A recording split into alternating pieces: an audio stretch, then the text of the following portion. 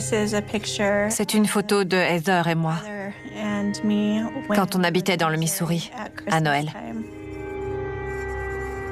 C'était une période heureuse. J'adorais ma sœur. Ça se voit sur cette photo. C'était avant que le mal s'empare d'elle. C'est difficile de faire le lien entre la personne sur cette photo et celle qu'elle est devenue, celle qu'elle est aujourd'hui. On était toujours là l'une pour l'autre, dans toutes les situations.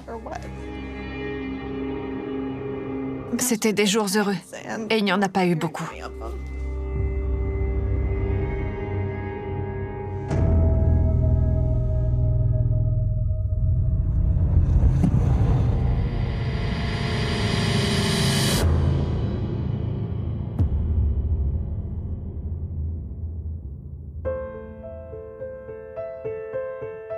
On était 3 frères et sœurs.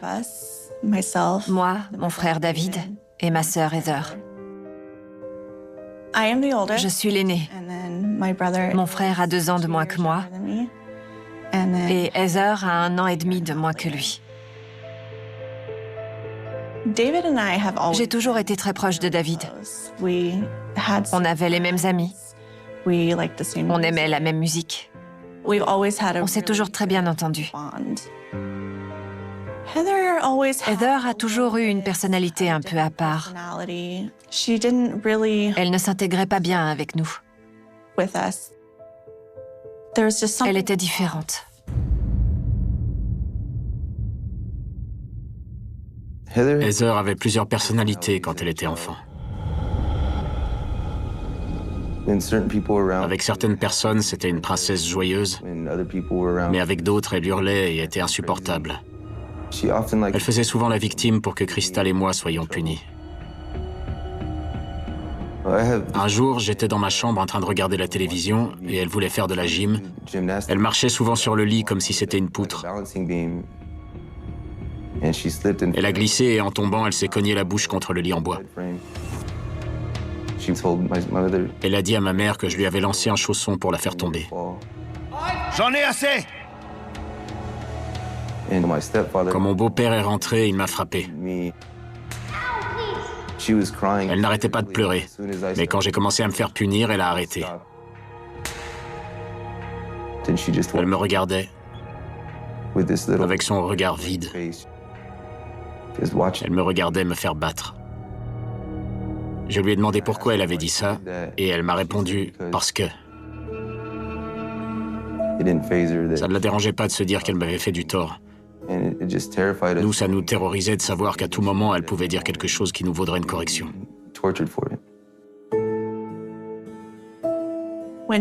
Quand elle nous dénonçait en connaissance de cause, je me sentais humiliée, comme si je ne valais rien. Quand j'y repense, je me dis que la cruauté de Heather a commencé à un très jeune âge. Je crois qu'elle aimait voir les autres souffrir et qu'elle prenait des notes pour quand elle serait plus grande.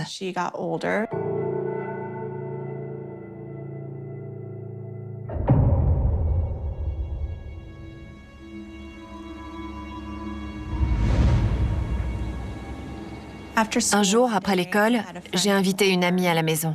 Il n'y avait pas d'adultes. C'est quand que c'est mon tour? Va-t'en! Heather voulait jouer avec nous. Mais moi, je voulais rester avec mon amie. Heather s'énervait facilement. Elle a pris un couteau de cuisine. Elle a fait son sourire maléfique. Elle a dit « Je vais vous poignarder ». Et elle s'est mise à nous courir après avec le couteau à la main. J'avais très peur.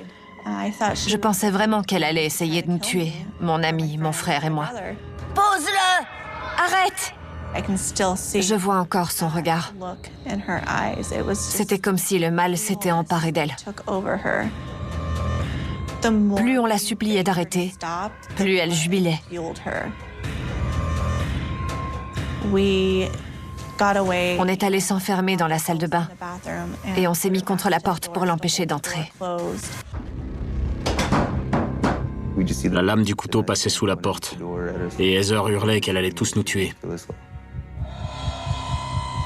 Je leur ai dit de s'écarter de la porte parce qu'elle aurait pu nous poignarder à travers la porte. On ne pouvait pas appeler à l'aide, il n'y avait pas de portable à l'époque. J'avais vraiment peur qu'elle nous blesse ou qu'elle nous tue.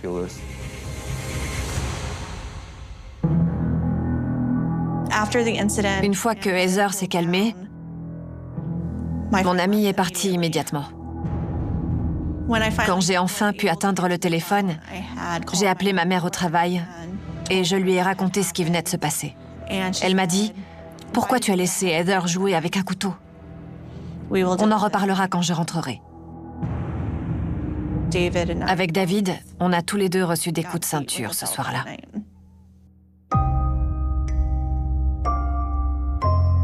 Heather était à côté. Elle nous regardait dans les yeux. Elle nous observait. J'ai essayé d'oublier tout ce qui nous est arrivé quand on était petit. Je me souviens de certains détails, mais j'ai vécu des choses qu'aucun enfant ne devrait avoir à vivre. En grandissant, ma mère inventait de nouvelles punitions, parce qu'elle trouvait qu'on ne souffrait pas assez. Les punitions qu'on endurait étaient horribles. Ça s'apparentait plus à de la torture.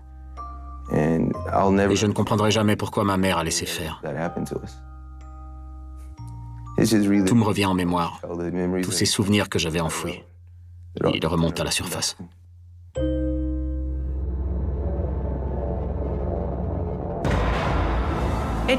J'y pense souvent. C'était fou de la voir faire, de voir son comportement évoluer. Elle a commencé par mentir pour qu'on soit puni, puis elle a essayé de nous poignarder. Quand un enfant a aussi peu de respect pour la vie humaine, qu'est-ce que ça peut donner une fois adulte ?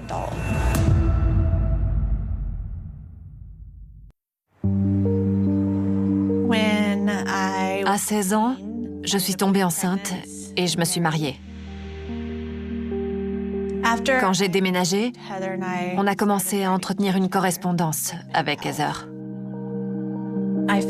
J'avais l'impression d'avoir enfin ce lien que j'avais toujours voulu avoir avec elle. Je sentais que Heather avait enfin mûri et qu'elle s'était dit « J'aime ma sœur, je veux être quelqu'un de bien et une bonne tante ». En 2006 ou 2007, Heather avait 16 ans. Elle avait un nouveau petit copain. Et elle est tombée enceinte. Je l'ai beaucoup soutenue parce qu'elle disait qu'elle voulait vraiment ce bébé. Et je voulais lui apporter le soutien que je n'avais pas eu quand j'étais moi-même tombée enceinte à 16 ans. Je pensais qu'elle était suffisamment entourée pour devenir une bonne mère. Le 4 mai, Anthony est né. Quand j'ai vu sa photo, j'ai fondu. Ce petit garçon, il était magnifique et en pleine santé. Je l'ai tout de suite aimé. Anthony était très attendu. C'était le premier garçon de la famille. Il nous a permis de nous rassembler. On a oublié le passé et on était tous là pour Anthony. Heather avait l'air d'être heureuse.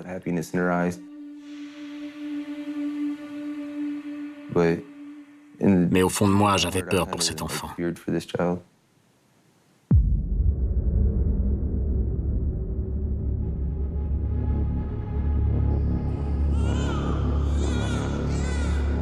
Quand Heather a emménagé, on a compris qu'elle n'était pas la mère qu'on avait imaginée. Le père d'Anthony s'en occupait beaucoup. Joue ton rôle de mère, tu ne fais rien. On entendait Anthony pleurer la nuit parce qu'Heather ne se réveillait pas. Sa relation avec le père d'Anthony était instable. C'est un bébé. C'est normal qu'il pleure quoi que je fasse. On les entendait souvent se disputer. Ça tournait autour de la consommation de drogue, du fait de ne pas s'occuper du bébé. Ils s'accusaient de se tromper l'un l'autre. Leur relation n'était pas aussi parfaite que ce qu'on pouvait croire à première vue. À la fin, on avait l'impression qu'Heather voulait le pousser à la quitter pour pouvoir être avec un autre homme. Disparais de ma vie et de celle du bébé. Elle lui a dit qu'elle n'avait pas besoin de lui, qu'il ne valait rien. Et elle lui a dit qu'elle ne voulait plus le voir et qu'il ne verrait plus son fils. Si tu t'approches, j'appellerai la police et je leur dirai que toi et ta famille n'avez pas de papier et vous serez expulsés. Ensuite, elle lui a donné un coup de poing et elle lui a ouvert la lèvre. C'est là qu'il m'a dit qu'il partait et qu'il nous a fait promettre à ma femme et à moi de prendre soin d'Anthony. Je pense que Heather aurait été capable de le dénoncer à la police. C'était tout à fait son genre. Elle était prête à tout.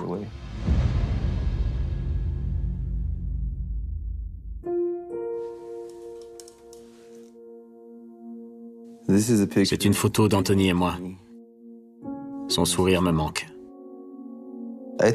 On se ressemblait beaucoup avec Anthony, même si ce n'était pas mon fils. Peut-être parce qu'on a partagé des moments de bonheur ensemble et qu'il savait que j'étais là pour lui et que je l'aimais. On a toujours été là pour lui. Quand je vois des photos de lui avec ce grand sourire et la joie qui se lit sur son visage, je sais qu'il était heureux. Mais je me sens coupable, parce que je lui avais promis de le protéger et je n'ai pas réussi. Si on était aussi proches avec Anthony, c'est parce que très tôt, on a compris qu'Heather le traitait de la même manière que ma mère nous avait traités. Alors j'ai voulu être la figure paternelle qui lui manquait. Je voulais qu'il se sente rassuré.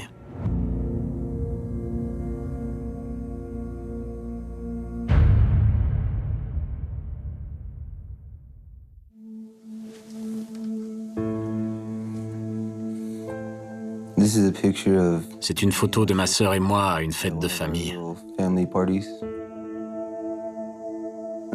Je crois que c'était l'anniversaire d'Heather. C'est dur de regarder ce genre de photos, parce qu'on a quand même passé des bons moments. Je n'aurais jamais imaginé qu'elle puisse faire une chose pareille. Elle était tellement cruelle, et nous, on n'a rien vu. C'était un loup déguisé en mouton. Cette personne a réussi à mentir à toute notre famille, et à moi en premier. Je la défendais toujours auprès de tout le monde. Mais elle nous a tous bernés. Quand on me pose des questions sur ma famille, je dis toujours que j'ai 2 sœurs, mais que l'une d'entre elles ne fait plus partie de ma famille.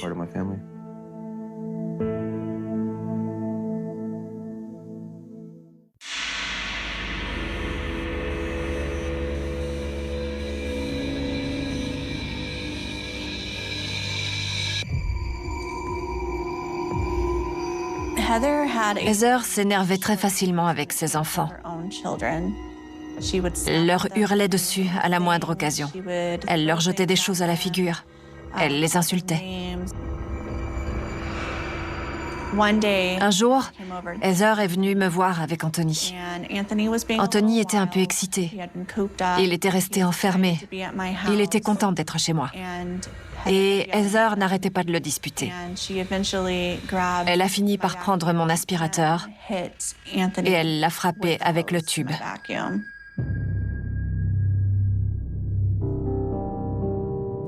Anthony a immédiatement changé de comportement. Ça a été instantané. Lui qui voulait jouer et qui était plein d'énergie s'est complètement fermé et il s'est mis à pleurer. J'ai tout de suite dit à Heather, « Qu'est-ce que tu fais ?» Elle m'a dit de m'occuper de mes affaires et qu'elle punissait ses enfants comme elle le voulait. J'en ai beaucoup voulu à ma sœur. Je ne comprenais pas comment elle pouvait faire ça à son enfant, surtout vu ce qu'on avait enduré. Il y a punir un enfant et aller trop loin. Pour moi, en le frappant avec ce tuyau, Je suis là pour assurer le suivi d'une demande d'intervention auprès de la protection de l'enfance. De quand date la demande? Hier soir, fin d'après-midi. Ça doit venir d'un père. Salut mon grand, comment tu vas? À ce moment-là, j'avais déjà fait plusieurs signalements auprès des services sociaux. Mais aucun d'eux n'avait été pris au sérieux. Heather avait toujours une bonne excuse pour tout. Cet enfant a jeté un jouet sur l'autre enfant, c'est pour ça qu'il a un bleu. Ou alors, il s'est cogné contre la table basse, il est tombé. Il s'est battu avec son frère. D'accord. Angel a griffé Junior avec ses ongles. D'accord. Et Angel a un petit bleu juste là. Heather ne savait pas que c'était moi qui avais appelé les services sociaux. Si elle avait su que ça venait de moi, elle aurait coupé les ponts et je n'aurais plus jamais vu les enfants. Alors ça a été terriblement frustrant et douloureux pour moi que rien n'ait été fait. D'accord. Merci. Merci, bonne journée. À vous aussi.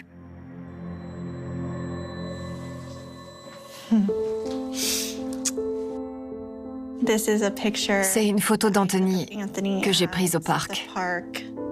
Je venais d'avoir un nouvel appareil photo et on a organisé une petite séance photo avec ses cousins. Je me souviens qu'il me disait « Prends-en une autre, tata ». Il profitait de tous les instants. Dans ces moments-là, je sais qu'il était vraiment heureux. C'était un enfant très affectueux. Il adorait faire des câlins et faire rire. Il était très protecteur et toujours prêt à aider. On n'avait pas besoin de lui répéter de venir aider. Parfois, il venait par derrière, il me faisait un gros câlin et il retournait jouer avec ses cousins. Je donnerais n'importe quoi pour avoir un dernier câlin de lui.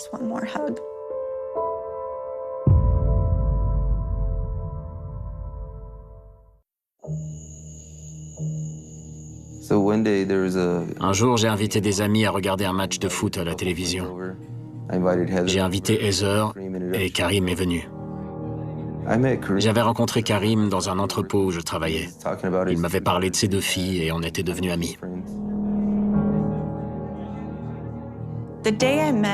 J'ai rencontré Karim un jour où j'avais été invitée chez mon frère.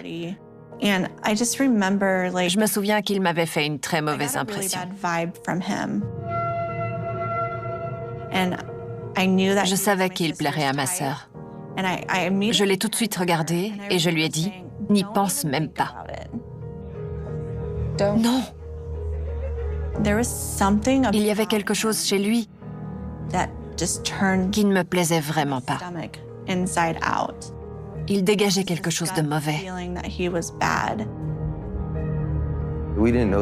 Ils se voyaient déjà depuis 1 mois ou 2 quand on a appris qu'ils étaient ensemble. C'est là que Karim s'est installé chez Heather. C'est difficile d'expliquer ce que je ressens, mais je me sentirais coupable jusqu'à la fin de mes jours.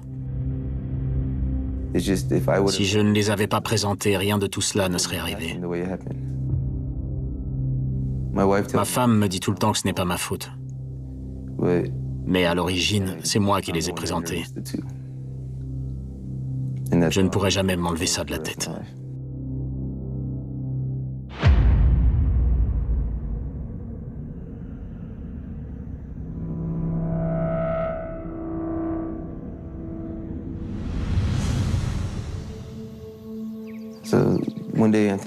Un jour, Anthony était chez moi. Il jouait avec les enfants. Il a retiré son pull et on a remarqué qu'il avait des griffures au bras. On lui a demandé d'où ça venait. Et il nous a dit qu'il était tombé en jouant. Au début, on s'est dit que c'était normal pour un garçon. Mais ensuite, j'ai remarqué une trace de main sur sa cuisse.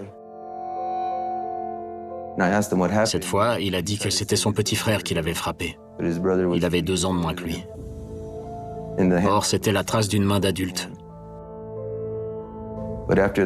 On était mal à l'aise. Alors on lui a posé plein de questions. Qu'est-ce qui s'est passé? C'était toujours à cause du basket ou du foot. Quelqu'un l'avait frappé ou poussé. Il n'a jamais reconnu que c'était sa mère ou son petit ami. Je vais me faire disputer? Non. Non, tu ne vas pas te faire disputer. Avec ma femme, on s'est senti mal. On se demandait ce qu'il ne nous disait pas. Et moi, j'étais encore plus mal à cause de ce qu'on avait vécu enfant. Je devais dire la même chose à l'époque. Savoir qu'Anthony a vécu la même chose que moi, c'est encore plus douloureux. Je sais ce qu'il devait ressentir. Moi, j'étais terrifié à l'époque. Alors j'imagine très bien ce qu'il a dû vivre.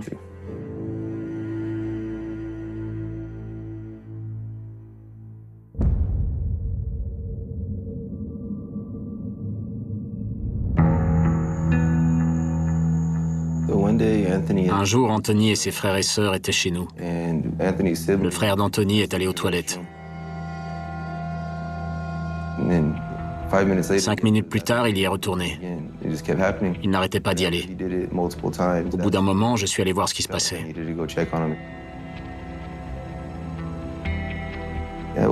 J'ai ouvert la porte et je l'ai vu dévorer une banane. Il mangeait même la peau.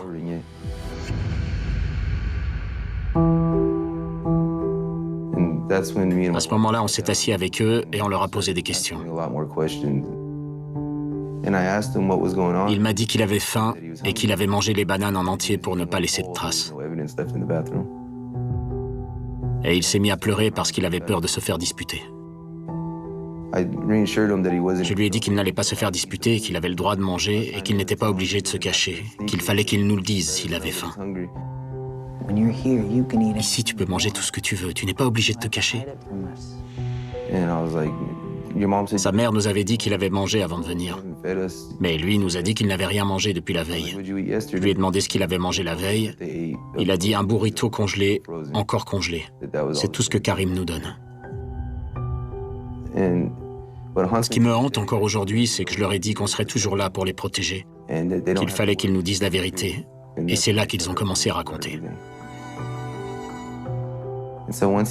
Quand ils ont commencé à se sentir en confiance après la première histoire, ils en ont raconté d'autres. C'est terrible de se dire qu'on peut faire ça à des enfants. Je ne ferai jamais ça à mes enfants.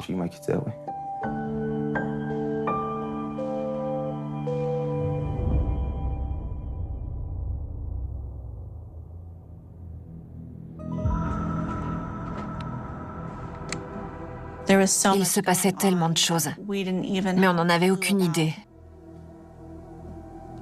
Jusqu'à ce jour-là. Karim pinçait et tordait l'oreille des garçons. Il leur criait dessus, il leur lançait des choses, il les faisait se battre entre eux. Ils étaient obligés de faire les poubelles s'ils voulaient manger. J'ai dit à David qu'il fallait intervenir. Les choses n'allaient pas s'arranger. Et David a dit qu'il appellerait la police quand Heather arriverait. C'était très risqué pour nous. On risquait de ne plus pouvoir voir les enfants si une plainte était déposée et que Heather les récupérait quand même. Mais il fallait faire quelque chose. On était prêts à prendre ce risque pour aider nos neveux et nièces.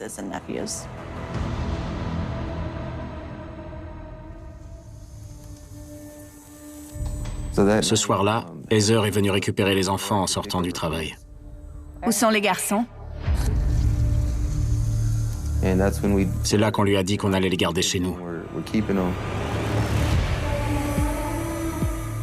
Heather a voulu monter à l'étage, mais ma femme l'en a empêché.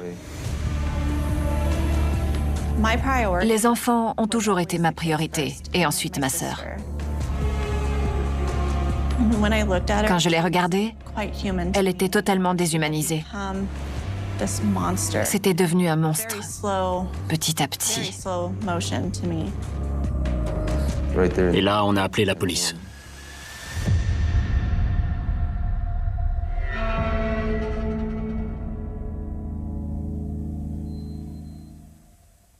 Quand vous voulez. J'ai parlé avec les enfants. Et ce qu'ils m'ont dit ne m'a pas encouragé à les laisser partir. Je ne vais pas les laisser partir. Ils m'ont dit que ce fameux Karim, que j'ai déjà mentionné, était maltraitant. Il leur donnait des coups de ceinture sur les jambes. Anthony a même dit qu'il lui avait donné un coup de ceinture dans le visage. Il aurait aussi tenu le plus jeune par les chevilles, au-dessus des escaliers. J'ai tendance à croire les enfants. Ils avaient l'air assez choqués quand je leur ai parlé. La mère, pour l'instant, est d'accord pour les laisser chez son frère. Et le frère est d'accord pour les garder.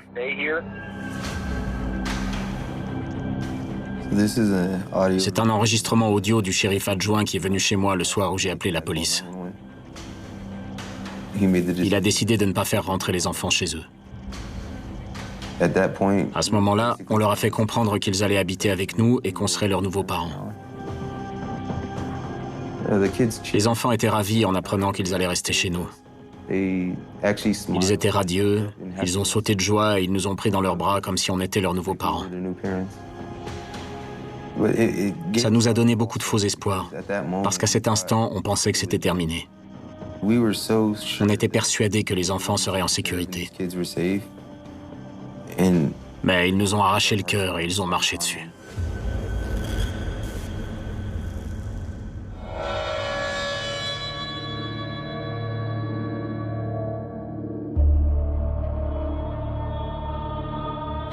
Heather leur a dit que Karim ne serait plus jamais là, qu'ils iraient au parc, qu'ils seraient heureux et que ce serait une meilleure mère. Mais pour ça, il fallait que les enfants disent à tout le monde qu'ils avaient menti. Et c'est ce qu'ils ont fait. On m'a dit qu'il fallait que je rende les enfants à la fin de la semaine. Je les ai suppliés. Je leur ai dit que si on lui rendait ses enfants, d'ici 5 ans, l'un d'entre eux serait mort.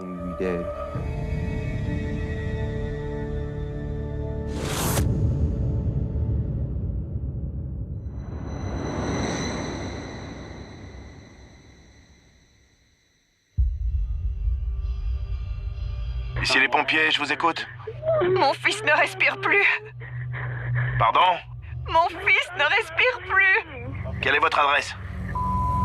Appartement 16. Venez vite, dépêchez-vous. Qu'est-ce qui s'est passé? Il s'est cogné la tête hier et... D'accord. Et ça allait, mais aujourd'hui, il était bizarre. Il était sonné? Il ne respire plus, il est tout bleu. C'est l'appel d'urgence que Heather a passé le 20 juin.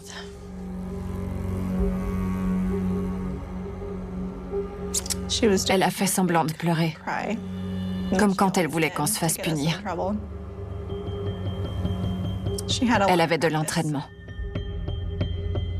Elle leur a dit qu'il s'était fait mal tout seul. Elle savait ce qu'elle allait dire. Elle savait ce qu'elle était censée faire. C'est révoltant. Quand les pompiers sont arrivés, ils ont dit qu'Anthony ressemblait à un zombie. Il devait être allongé là depuis déjà 3 jours quand ils ont appelé les secours.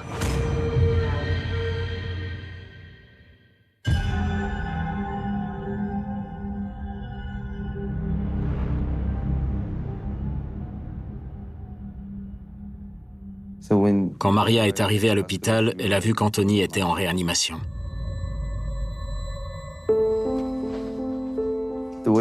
Maria m'a dit qu'il était méconnaissable. Il était extrêmement maigre et plus grand que dans nos souvenirs. On lui voyait toutes les côtes. Il n'avait pas de muscles sur les bras.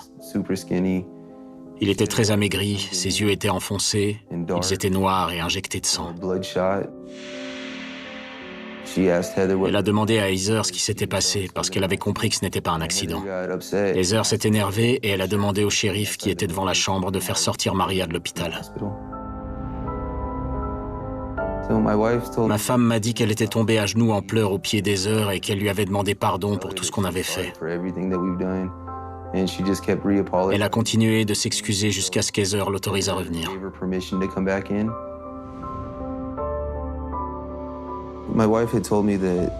Ma femme m'a raconté que les infirmières étaient en pleurs pendant qu'elle s'occupait de lui. Il avait des brûlures de cigarettes sur le torse. Ses genoux étaient tout écorchés. Il n'avait plus de cils parce qu'elle lui frottait de la sauce piquante sur le visage et ça lui avait brûlé les cils. Plusieurs d'entre elles lui ont dit que c'était le pire cas de maltraitance qu'elles avaient jamais vu. Et qu'il avait très peu de chances de survie. Je me suis effondré en larmes. J'ai craqué.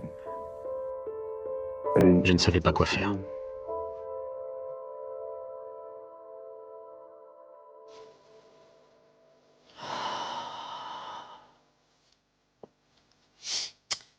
C'est une photo d'Anthony à l'hôpital. Il était relié à tous ces tuyaux qui le maintenaient en vie.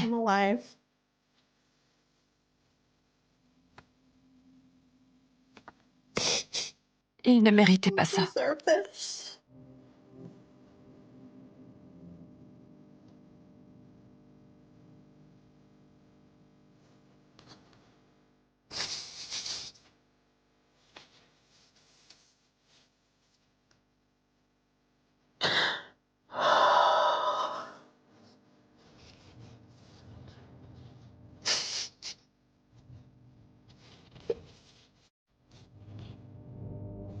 Je ne peux pas regarder. Je suis désolée.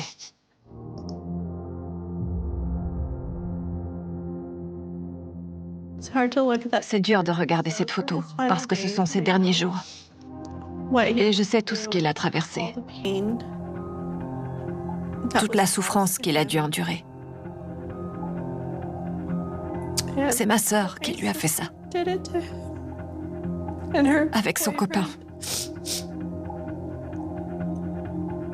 Il n'avait rien fait pour mériter ça. Il n'y a rien au monde qu'il aurait pu faire pour mériter ça.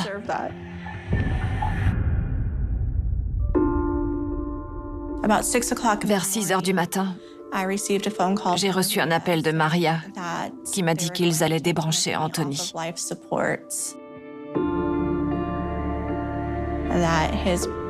Son corps ne pouvait plus lutter. Il était en état de mort cérébrale. Et 30 minutes plus tard, Anthony est parti.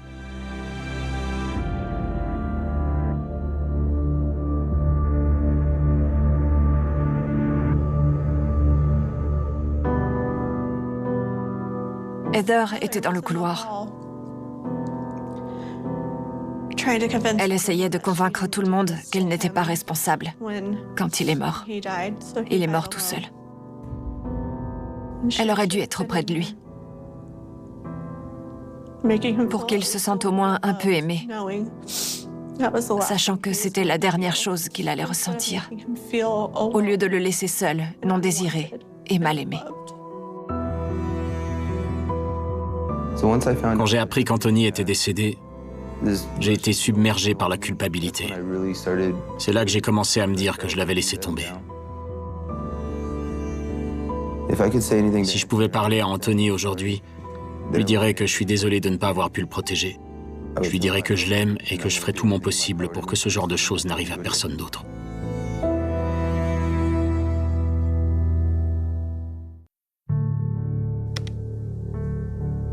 Il avait des brûlures de cigarettes partout sur le corps. Ça m'étonnerait. Je vous assure, il est brûlé sur tout le corps, comme si on l'avait traîné sur la moquette. Non. Et il y a une tache de sang dans sa chambre. Ça, c'est quand il s'est battu avec Junior. Avec Junior? Ouais. Ça a fait une tache de sang. Qu'est-ce que vous voulez que je vous dise? C'est pas moi. Junior a 7 ans. C'était quand, cette bagarre? Il se bagarre tout le temps. Il se bagarre au point de faire une tache de sang. Vous êtes en train de me dire que c'est un enfant de... J'ai pas dit que c'était lui. Vous m'avez demandé ce qui s'était passé. C'est le premier interrogatoire de Karim avec la police. Il fait la même chose que Heather. Il fait porter le chapeau aux enfants pour se disculper. Mais tout ce qu'il dit est complètement faux. Il a l'air agacé par le fait qu'on l'interroge. Il n'a pas envie d'être là. Il se croit au-dessus de tout ça. Il se fiche qu'Anthony soit mort. Il veut juste qu'on arrête de l'embêter avec ça pour pouvoir passer à autre chose. Quand Heather et Karim ont été arrêtés, ça a été un soulagement de me dire que les autres enfants ne risquaient plus rien. Heather était un monstre, et Karim aussi. Les deux ensemble, c'était comme jeter de l'huile sur le feu.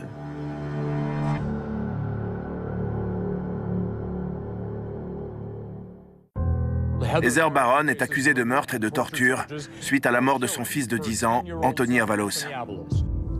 La première fois que j'ai vu Heather au tribunal, elle ne nous a pas regardés. Elle avait un air suffisant. Elle ne laissait paraître aucune émotion.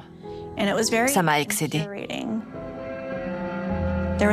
J'avais envie de lui sauter dessus, de la secouer et de lui demander « Qu'est-ce qui ne va pas chez toi? Qu'est-ce qui t'arrive? Pourquoi tu n'es pas triste que ton fils soit mort ?»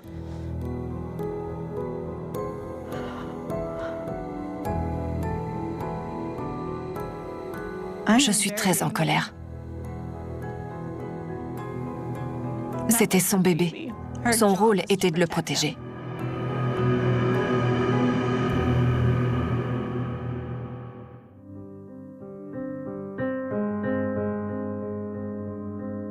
C'est une copie de ma déclaration de victime que j'ai lue avant le verdict de Heather et Karim. J'ai beaucoup réfléchi à ce que j'avais envie de dire.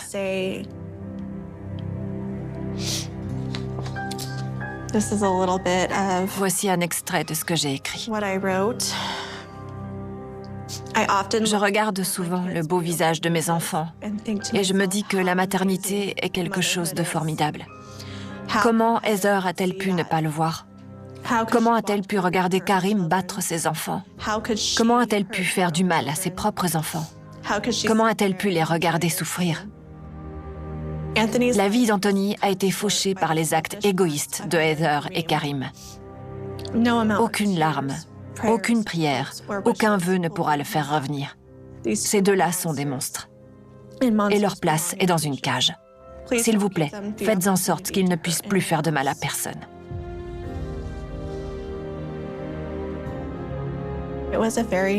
C'était une journée chargée d'émotions.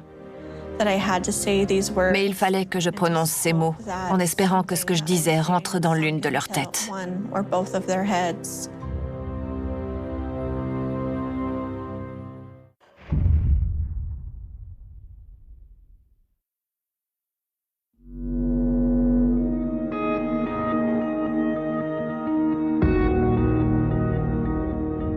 Le grand jury a considéré qu'il y avait suffisamment de preuves pour que la peine de mort soit prononcée.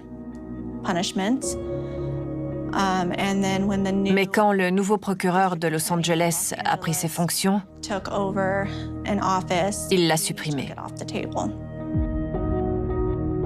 Mais pour moi, elle la méritait. Je n'aurais jamais pensé dire un jour que ma sœur mérite la peine de mort. Mais ce jour est arrivé. Et ce n'est plus ma sœur.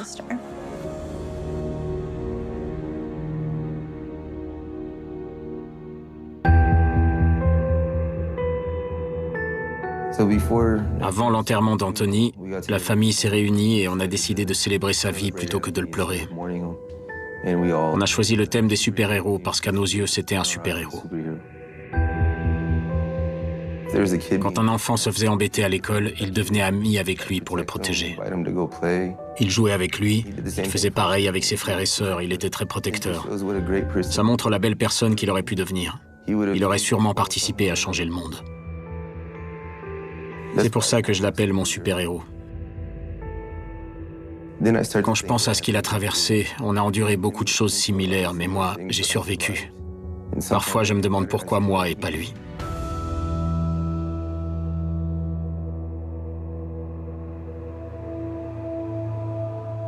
Il me manque tellement.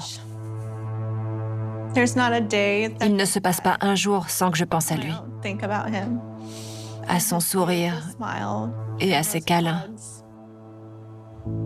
Il faisait des super câlins. Il nous faisait des câlins sans raison particulière. Il nous disait qu'il nous aimait. J'espère qu'Anthony sait qu'il n'est pas mort en vain,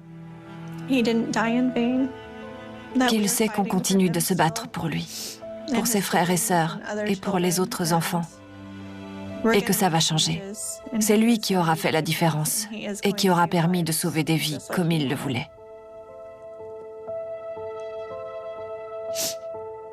Il me manque. Tellement.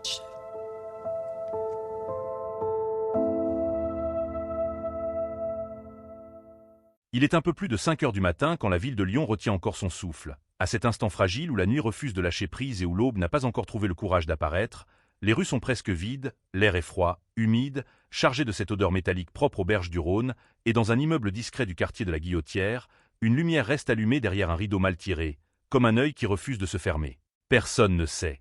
Encore que cette lumière sera la dernière trace d'une vie ordinaire, personne ne sait encore que dans quelques heures les mots « cold case », disparition inexpliquée, choc pour la communauté, vont s'abattre sur la ville comme un coup de tonnerre.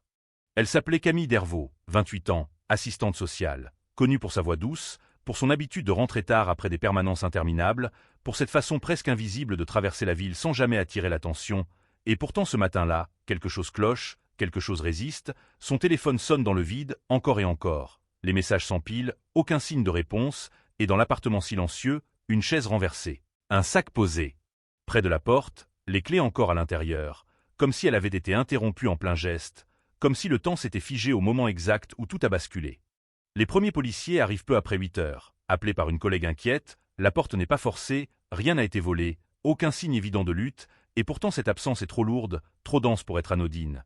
L'appartement ressemble à une photographie arrêtée brutalement, le café refroidi sur la table, un manteau accroché au dossier d'une chaise, et ce silence, pesant, presque agressif, qui s'installe dès que les agents cessent de parler. Très vite le mot est lâché. À voix basse, disparition inquiétante, et dans les couloirs de l'immeuble, les voisins commencent à se rassembler. Certains jurent avoir entendu des pas dans l'escalier vers minuit, d'autres parlent d'une silhouette masculine, floue, sans visage, juste une impression, un malaise, rien de concret, rien de suffisamment solide pour devenir un indice. La presse locale s'empare de l'affaire en moins de 24 heures, une jeune femme disparaît à Lyon. Aucune trace, aucune piste, et déjà le terme cold case plane comme une menace, car les heures passent, puis les jours, sans appel, sans corps, sans revendication, les enquêteurs ratissent les quais, interrogent les proches, épluchent les relevés téléphoniques. Camille n'avait pas d'ennemis connus, pas de dette, pas de vie cachée, et chaque réponse soulève une nouvelle question. Chaque certitude se fissure, le Rhône est sondé, encore et encore, sans rien livrer, comme s'il avait avalé le secret à jamais. Dans le quartier, la peur s'installe lentement, insidieuse, les commerçants ferment plus tôt, les habitants évitent de rentrer seuls, surtout les femmes, car ce qui terrifie le plus, ce n'est pas seulement la disparition, c'est son caractère banal, ordinaire. Cette idée qu'elle aurait pu arriver à n'importe qui, n'importe quand, sans bruit, sans violence apparente, comme une évaporation, et dans les cafés, on chuchote, on refait le scénario, on imagine des hypothèses. Un ex-compagnon jaloux, un rôdeur opportuniste, un réseau invisible, mais chaque piste se heurte au même mur, aucune preuve, aucun témoin fiable, seulement des fragments, des rumeurs, des impressions.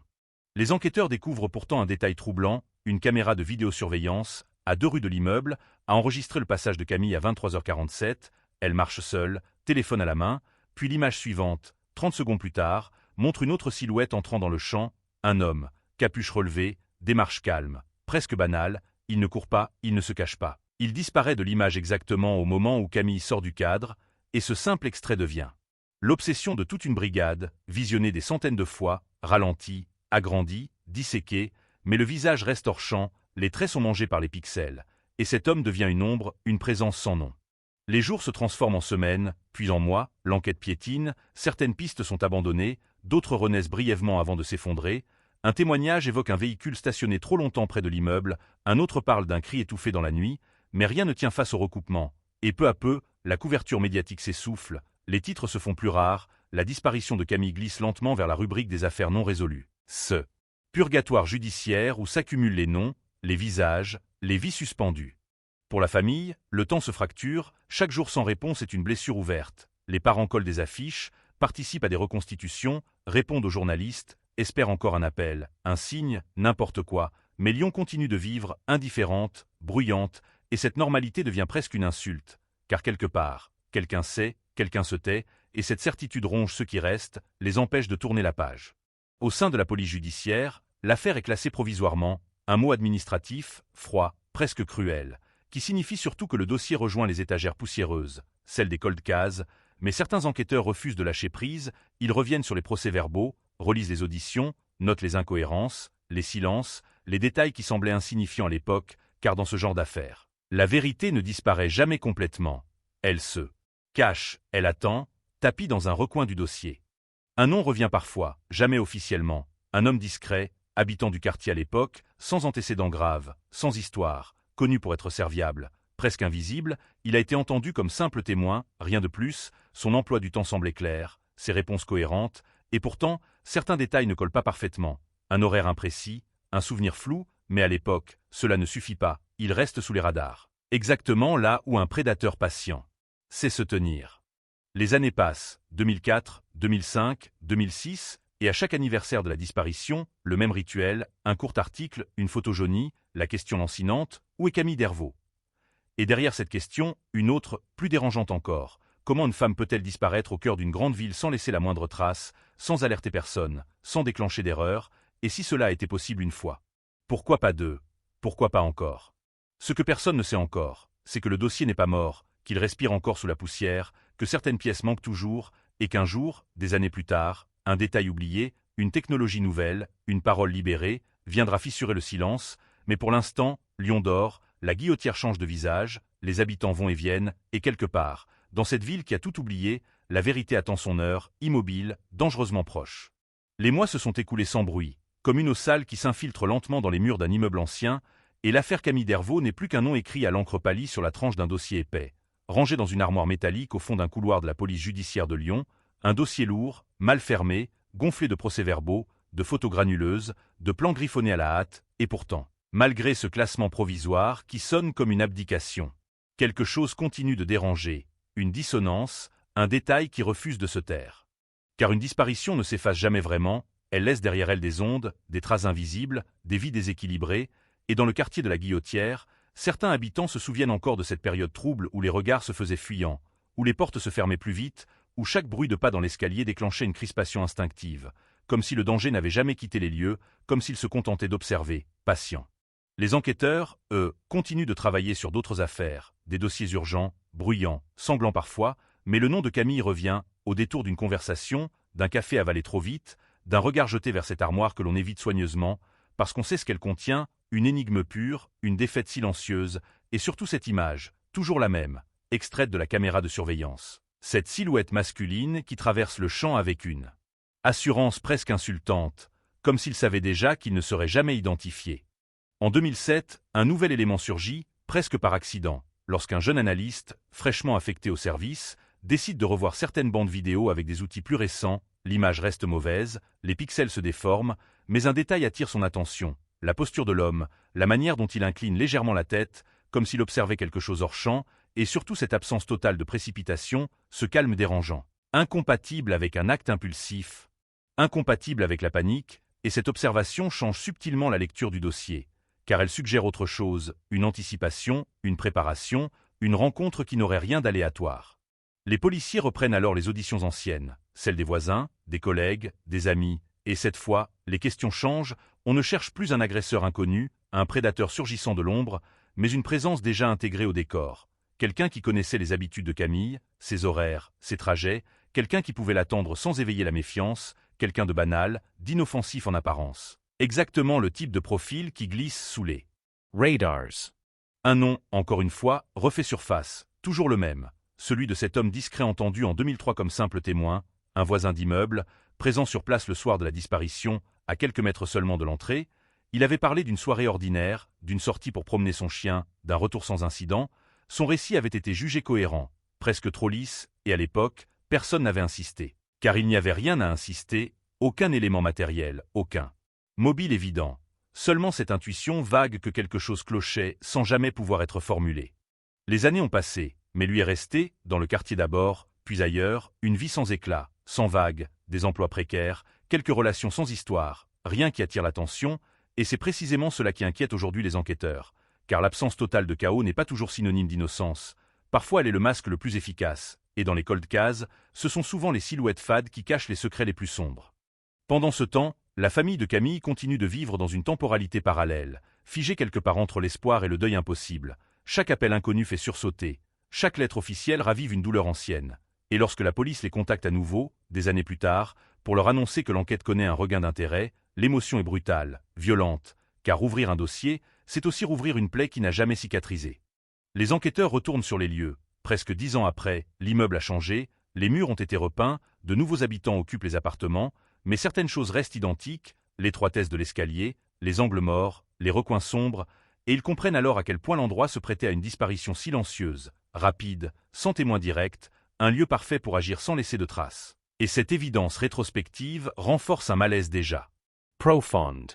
Un ancien voisin finit par accepter de reparler. Hors micro, hors procès-verbal, il évoque un souvenir qu'il n'avait jamais osé partager. Par peur, par doute, il se souvient d'avoir vu Camille discuter brièvement avec un homme dans le hall, un homme qu'elle semblait connaître, ou du moins reconnaître. Il n'y avait pas de tension apparente, pas de dispute, juste quelques mots échangés, puis ils sont sortis ensemble, calmement, et ce témoignage tardif, fragile, impossible à vérifier, vient pourtant bouleverser l'équilibre du dossier, car il confirme ce que certains pressentaient depuis longtemps. Camille n'a pas été surprise, elle n'a pas été arrachée à sa vie, elle a suivi quelqu'un. Pourquoi, reste la question obsédante. Pourquoi aurait-elle fait confiance? Pourquoi serait-elle sortie volontairement avec quelqu'un cette nuit-là? Et surtout, qui était-il vraiment, cet homme suffisamment proche pour ne pas inquiéter, suffisamment insignifiant pour ne pas être retenu, et suffisamment dangereux pour faire disparaître une personne sans laisser derrière lui autre chose qu'un vide béant? La police commence alors à explorer une piste plus intime, plus délicate, celle des relations périphériques, des connaissances de passage, des figures secondaires que l'on oublie toujours d'interroger à fond, car elles ne rentrent dans aucune case évidente, et dans ce labyrinthe humain, chaque nom ouvre une porte, chaque porte révèle un couloir, et chaque couloir mène à de nouvelles zones d'ombre. L'affaire Camille Dervaux n'est plus seulement une disparition, elle devient le symbole d'un échec collectif, celui d'une ville, d'un système, d'une époque où certaines vérités pouvaient se dissoudre dans l'absence de preuves. Mais sous cette couche de silence, quelque chose commence à craquer, imperceptiblement, car les cold cases ont une mémoire, et tôt ou tard, ils réclament leur dû. Et quelque part, loin de Lyon, un homme continue de vivre, persuadé peut-être que le temps a fait son œuvre, que les souvenirs se sont dissipés, que les visages ont changé, sans savoir que les regards sont de nouveau tournés vers lui, que son nom circule à voix basse dans les bureaux de la police, et que ce calme apparent, cette invisibilité si soigneusement entretenue, pourrait bientôt devenir son pire ennemi. À mesure que l'enquête se remet lentement en mouvement, presque à contre-courant du temps, une sensation étrange s'installe dans les bureaux de la police judiciaire, celle de marcher sur un sol instable, de fouiller un passé qui n'a jamais cessé de respirer, et chaque document ressorti du dossier Camille Dervaux semble chargé d'un poids nouveau, comme si les mots écrits des années plus tôt avaient attendu ce moment précis pour révéler leur véritable sens. Les enquêteurs commencent par une relecture minutieuse des auditions de 2003, phrase par phrase, hésitation par hésitation, à la recherche de ces micro-fissures que l'on ne voit qu'avec le recul, ces détails qui paraissaient insignifiants à l'époque mais qui aujourd'hui prennent une couleur différente, presque menaçante, et très vite, un motif se dessine, discret mais persistant. Celui d'un homme qui apparaît en marge de plusieurs témoignages sans jamais devenir central, un nom mentionné à demi. Mot, une présence notée puis aussitôt oubliée, comme si le dossier lui-même avait glissé sur lui sans parvenir à s'y accrocher. Cet homme, à l'époque, avait été décrit comme poli, serviable, presque effacé, quelqu'un qui rendait de petits services dans l'immeuble, portait des courses, tenait parfois la porte, rien de plus rassurant en apparence, rien qui corresponde à l'image caricaturale d'un agresseur. Et pourtant, ce sont précisément ces profils-là qui inquiètent le plus aujourd'hui, car ils ne déclenchent aucune alarme instinctive, ils s'intègrent au décor jusqu'à en devenir invisibles. Les policiers croisent alors les emplois du temps, reconstituent les trajectoires, analysent les appels téléphoniques, non pas seulement ceux de Camille, mais aussi ceux de son entourage immédiat, cherchant une interaction, un échange bref, une communication anodine qui aurait pu passer inaperçue, et dans cette masse de données anciennes, un appel attire l'attention, une communication de moins de 30 secondes, passée quelques heures avant la disparition. Depuis un numéro qui n'avait jamais été clairement identifié à l'époque, un appel trop court pour être anodin, trop isolé pour être ignoré. Ce numéro appartient à une cabine téléphonique aujourd'hui disparue, située à quelques centaines de mètres de l'immeuble, une cabine banale, utilisée par des dizaines de passants chaque jour, mais le timing trouble, car cet appel précède de peu le retour de Camille chez elle, et pose une question simple et glaçante. Qui a appelé? Et pourquoi? Les enquêteurs tentent de retracer les usages de cette cabine, sans grand succès. Mais le simple fait qu'un contact ait existé juste avant la disparition vient fissurer la thèse d'un événement totalement imprévu. Dans le même temps, un ancien collègue de Camille accepte de témoigner à nouveau. Il parle d'une période de fatigue, de stress, d'une sensation diffuse d'être observée que Camille avait évoquée à demi-mot, sans jamais alerter officiellement, comme si elle n'osait pas nommer ce malaise, comme si elle craignait de paraître paranoïaque, et ce détail, resté enfoui pendant des années, agit aujourd'hui comme un signal tardif, car il suggère que la disparition n'a pas été totalement soudaine, qu'elle s'inscrivait peut-être dans une suite d'événements plus longues, plus progressives. Les enquêteurs commencent alors à explorer une hypothèse plus dérangeante, celle d'une emprise lente, d'une relation asymétrique, peut-être même d'une forme de manipulation, quelqu'un qui aurait gagné la confiance de Camille par petites touches, sans jamais franchir de ligne visible, quelqu'un qui se serait rendu indispensable, familier, et qui aurait profité de cette proximité pour agir le moment venu, sans violence apparente, sans bruit, sans témoin. Dans cette logique, la silhouette captée par la caméra de surveillance prend un nouveau relief. Elle n'est plus celle d'un inconnu qui suit sa proie au hasard, mais celle d'un individu qui marche avec la certitude d'un rendez-vous, d'un plan déjà enclenché, et cette certitude calme, presque arrogante, devient l'un des éléments les plus troublants du dossier, car elle évoque une préparation minutieuse, incompatible avec une pulsion soudaine. Les policiers interrogent alors d'anciens résidents de l'immeuble, parfois difficiles à retrouver. Certains ont quitté la région, d'autres hésitent à reparler, par lassitude, par peur, ou simplement parce qu'ils estiment que cela ne changera rien. Mais peu à peu, des fragments émergent, un souvenir d'une conversation prolongée dans le hall, une présence régulière au même horaire que Camille, un regard jugé insistant rétrospectivement, et ces témoignages tardifs, bien que fragiles, dessinent une silhouette plus précise, celle d'un homme toujours là, mais jamais au centre, exactement comme dans le dossier. Ce qui frappe les enquêteurs, c'est la cohérence involontaire de ces récits. Personne ne décrit une menace explicite, personne ne parle de violence, mais tous évoquent un malaise diffus, une sensation rétrospective que quelque chose n'allait pas. Et dans les cold cases, ce type de malaise est souvent le seul héritage laissé par un crime parfaitement exécuté. La pression médiatique reste faible, l'affaire n'est plus à la une, mais en interne, la tension monte, car chaque nouvelle piste semble ramener vers le même point. Ce même homme discret, ce même voisin de l'époque, celui qui avait été entendu, relâché, oublié, et dont le nom apparaît désormais en filigrane à chaque page du dossier, sans jamais s'imposer officiellement, comme s'il résistait encore à l'évidence.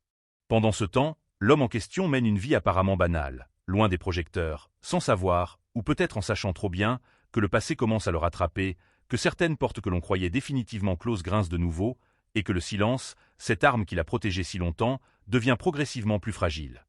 Car dans les affaires non résolues, le temps n'est jamais un allié, il est un piège, et plus il passe, plus il transforme les détails oubliés en armes redoutables, prêtes à surgir au moment le plus inattendu, et quelque part, au cœur de cette ville qui a presque tout oublié, la vérité commence à se rapprocher, lentement, inexorablement, dangereusement proche de celui qui pensait d'avoir échappé à tout jamais au radar. À ce stade de l'enquête, le temps cesse d'être une ligne droite, il se replie sur lui-même, il superpose les années comme des couches de poussière que l'on balaie brutalement, et sous chacune d'elles apparaît un fragment de vérité longtemps dissimulé. Car plus les policiers avancent, plus ils comprennent que l'affaire Camille Dervaux n'a jamais été une énigme vide, mais un puzzle dont certaines pièces avaient été volontairement déplacées, discrètement, sans laisser de traces. L'homme qui obsède désormais les enquêteurs n'a jamais changé de visage dans le dossier. Mais son rôle, lui, s'est métamorphosé, d'un simple témoin périphérique, il devient une présence structurante, un point d'ancrage autour duquel gravitent des indices trop longtemps considérés comme indépendants. Et chaque fois que son nom apparaît, il est associé à un silence, une imprécision, une zone grise, jamais à un fait net, jamais à une preuve. Comme si toute sa trajectoire avait été pensée pour ne jamais dépasser le seuil de visibilité. Les policiers se plongent alors dans son passé, non pas pour y chercher un crime spectaculaire, mais des fissures, des écarts, des comportements récurrents, et ce qu'ils découvrent n'est pas une violence explosive, mais une suite de petits incidents, anodins pris séparément, des conflits de voisinage, des plaintes jamais déposées, des femmes qui évoquent un malaise sans pouvoir le qualifier, des ruptures soudaines, sans explication claire, rien qui justifie une arrestation, mais suffisamment pour dessiner un schéma, celui d'un homme qui s'approche, qui s'insinue, puis disparaît avant que la situation ne dégénère ouvertement. Ce type de profil est familier aux enquêteurs spécialisés dans les cold cases, il ne laisse pas de traces visibles, il ne frappe pas fort, il n'attire pas l'attention, il agit dans les interstices, là où la loi peine à intervenir. Et surtout, il sait attendre, car l'attente est sa meilleure alliée. Le temps efface les souvenirs, émousse les soupçons et transforme les intuitions en simples regrets. Un élément nouveau vient cependant troubler cette apparente maîtrise. Lorsque les policiers retrouvent un ancien rapport médical, oublié dans un dossier annexe, Une consultation effectuée par l'homme en question quelques mois avant la disparition, pour des blessures superficielles aux avant-bras, officiellement dues à un accident domestique, rien d'illégal, rien de condamnable, mais le timing interpelle. Car ces blessures coïncidant avec une période où Camille avait confié à une amie se sentir suivie, observée, et ce rapprochement, bien qu'indirect, agit comme un électrochoc. Les enquêteurs savent qu'ils marchent sur une ligne dangereuse, celle de la reconstruction a posteriori, où chaque détail peut sembler significatif sans l'être réellement. Mais dans les cold cases, il faut parfois accepter cette incertitude, car la vérité ne se présente jamais sous une forme parfaite, elle se laisse deviner, elle se suggère, elle se reconstruit par élimination. La police décide alors d'une approche plus frontale, mais toujours prudente. Ils recontactent l'homme, sous un prétexte administratif, une simple vérification liée à l'ancienne enquête, et la rencontre a lieu dans un bureau neutre, sans accusation, sans tension apparente, mais dès les premières minutes, quelque chose frappe les enquêteurs, son calme excessif, sa capacité à répondre sans réfléchir, comme s'il avait répété ce scénario des centaines de fois, comme s'il avait anticipé ce moment. Depuis longtemps. Il parle de 2003 avec une précision presque troublante, se souvient des horaires, des trajets, des détails que beaucoup d'autres ont oubliés, et cette mémoire sélective, d'ordinaire perçue comme un signe de coopération, devient ici un signal d'alarme, car elle contraste violemment avec les zones floues qu'il laisse volontairement intactes, certains moments clés qu'il survole, qu'il banalise, comme s'ils n'avaient aucune importance. Lorsqu'on lui montre à nouveau l'image de la caméra de surveillance, son regard se fixe une fraction de seconde de trop, imperceptible pour un profane, mais évident pour un enquêteur aguerri. Il ne nie pas, il ne confirme pas, il se contente de dire qu'il ne se reconnaît pas, qu'il est impossible d'identifier quelqu'un sur une image aussi floue, une réponse techniquement irréprochable, juridiquement solide, humainement froide. À la sortie de l'entretien, les policiers sont convaincus d'une chose, cet homme cache quelque chose, mais ils savent aussi qu'ils ne peuvent rien faire sans éléments matériels, sans rupture nette dans son récit, car le dossier est ancien, fragile, et la moindre erreur pourrait définitivement enterrer toute chance de vérité. Ils décident alors de reculer pour mieux observer, de le laisser croire qu'il a une fois de plus échappé au radar. Pendant ce temps, l'enquête s'oriente vers une piste longtemps négligée, celle de l'environnement immédiat de l'homme à l'époque, ses fréquentations, ses habitudes nocturnes, ses déplacements, et c'est là que surgit une information troublante, une ancienne connaissance, interrogée dans le cadre d'une autre affaire, évoque spontanément son nom, parle d'un comportement étrange, d'une fascination malsaine pour les faits divers, pour les disparitions non résolues, une curiosité presque obsessionnelle, qu'elle n'avait jamais osé interpréter autrement que comme une excentricité. Ce témoignage, bien que fragile, agit comme une lame qui entaille le vernis de normalité, car il révèle une dimension plus sombre, plus intime, celle d'un homme attiré par l'idée même de l'effacement, de la disparition parfaite, et dans ce contexte, l'affaire Camille Dervaux prend une signification nouvelle, elle n'est plus seulement un acte isolé, mais potentiellement l'aboutissement d'un fantasme nourri dans l'ombre. Les enquêteurs comprennent alors que le danger n'est pas seulement de ne jamais résoudre l'affaire, mais de découvrir trop tard qu'elle n'était pas unique, que d'autres vies ont peut-être croisé cette trajectoire silencieuse sans jamais laisser de traces officielles. Et cette idée hante désormais chaque page du dossier, chaque décision prise, car dans les cold cases, le passé n'est jamais totalement révolu, il peut encore faire des victimes. À Lyon, la ville continue de battre son rythme indifférent, les rues ont changé, les visages aussi, mais sous cette surface mouvante, une vérité ancienne remonte lentement, portée par la persévérance de ceux qui refusent d'abandonner, et quelque part, un homme commence à sentir que le sol se dérobe sous ses pieds, que cette invisibilité qui l'a protégé si longtemps devient de plus en plus difficile à maintenir, car le silence, aussi solide soit-il, finit toujours par se fissurer. À partir de ce moment précis, l'enquête ne progresse plus par bond spectaculaire, mais par une pression lente, constante, presque imperceptible, comme une mâchoire qui se referme sans bruit, car les policiers savent désormais qu'ils n'ont pas affaire à un homme impulsif, mais à quelqu'un qui a construit sa survie sur la maîtrise de soi, sur la capacité à ne jamais laisser dépasser la moindre aspérité, et face à ce type de profil. La précipitation serait une erreur fatale. Il commence donc à surveiller sans surveiller, à observer sans se montrer, à recueillir des informations qui, prises isolément, semblent dérisoires, mais qui, assemblées, dessinent une cartographie précise de ses habitudes, de ses routines, de ses failles potentielles, car aucun individu, aussi prudent soit-il, ne peut vivre éternellement dans une neutralité parfaite, et le temps, paradoxalement, devient ici un allié pour ceux qui savent attendre. L'homme mène une existence réglée, presque ascétique, peu d'amis, peu de contacts, des journées répétitives, une solitude choisie ou subie, difficile à dire, et cette sobriété de surface rassurait presque si elle n'était pas traversée par de minuscules anomalies, des écarts horaires inexpliqués, des déplacements nocturnes sans raison apparente, des absences de quelques heures qui ne correspondent à aucune activité déclarée, rien d'illégal, rien de répréhensible, mais suffisamment pour nourrir un malaise persistant. Les enquêteurs replongent alors dans l'année 2003, semaine par semaine, jour par jour, tentant de reconstituer l'enchaînement exact des événements autour de la disparition de Camille, et il réalise à quel point certaines zones avaient été laissées vierges à l'époque, non par négligence, mais faute de moyens, faute d'outils, faute de temps, car une disparition sans corps glisse vite dans les interstices du système judiciaire. Un détail longtemps ignoré refait surface, un ticket de caisse retrouvé dans le sac de Camille, pour un achat effectué tard dans la soirée, à quelques minutes à pied de chez elle, un commerce aujourd'hui fermé, mais dont les archives indiquent qu'un client régulier fréquentait les lieux à la même heure, un homme correspondant au profil de celui qui obsède désormais les enquêteurs, et ce croisement temporel, bien qu'impossible à prouver formellement, vient resserrer l'étau, car il suggère une proximité répétée, presque ritualisée. La police tente alors une approche indirecte, en contactant d'anciens commerçants, d'anciens habitués, des figures périphériques qui n'avaient jamais été interrogées, et certains se souviennent vaguement d'un homme silencieux, toujours présent, toujours en retrait, observant plus qu'il ne parlait, et ces souvenirs flous, fragiles, mais convergents, renforcent l'idée d'une présence constante autour de Camille, d'un regard qui ne la quittait pas, sans jamais se faire remarquer. Dans le même temps, les enquêteurs explorent une piste plus sombre, celle des lieux potentiels de dissimulation, des endroits où un corps aurait pu disparaître sans être retrouvé, des friges industriels, des caves murées, des terrains vagues aujourd'hui réhabilités, et chaque repérage ravive une angoisse sourde, car chaque endroit visité rappelle à quel point une vie peut être effacée rapidement, méthodiquement, sans laisser derrière elle autre chose qu'un vide administratif. Cette phase de l'enquête est la plus éprouvante, car elle confronte directement les policiers à l'absence, à l'irréversibilité possible, à cette idée insupportable que même si la vérité éclate un jour, elle n'apportera peut-être jamais de réponse concrète à la question la plus simple, où est Camille? Et pourtant, il continue, car abandonner serait reconnaître que le crime parfait existe. L'homme, de son côté, commence à changer imperceptiblement, ceux qui le côtoient remarquent une nervosité nouvelle, une vigilance accrue, comme s'il sentait quelque chose dans l'air, comme si cette tranquillité qu'il avait si soigneusement construite se fissurait de l'intérieur. Il pose des questions, s'informe, évoque parfois l'affaire de 2003 avec une curiosité trop insistante, comme pour prendre la température, mesurer le danger, et ce comportement, loin de le protéger, attire encore davantage l'attention. Les enquêteurs savent désormais qu'ils approchent d'un point de rupture, mais ils ignorent encore quand et comment il se produira, car les cold cases ne se résolvent jamais comme dans les films, il n'y a pas de révélation soudaine, pas d'aveu spectaculaire, seulement une accumulation patiente de contradictions, de pressions psychologiques, de petites vérités qui finissent par devenir insupportables à porter. Un soir, tard, dans un bureau presque vide, l'un des policiers relit une note ancienne, griffonnée à la marge d'un procès-verbal de 2003, une phrase anodine à l'époque, semble trop calme.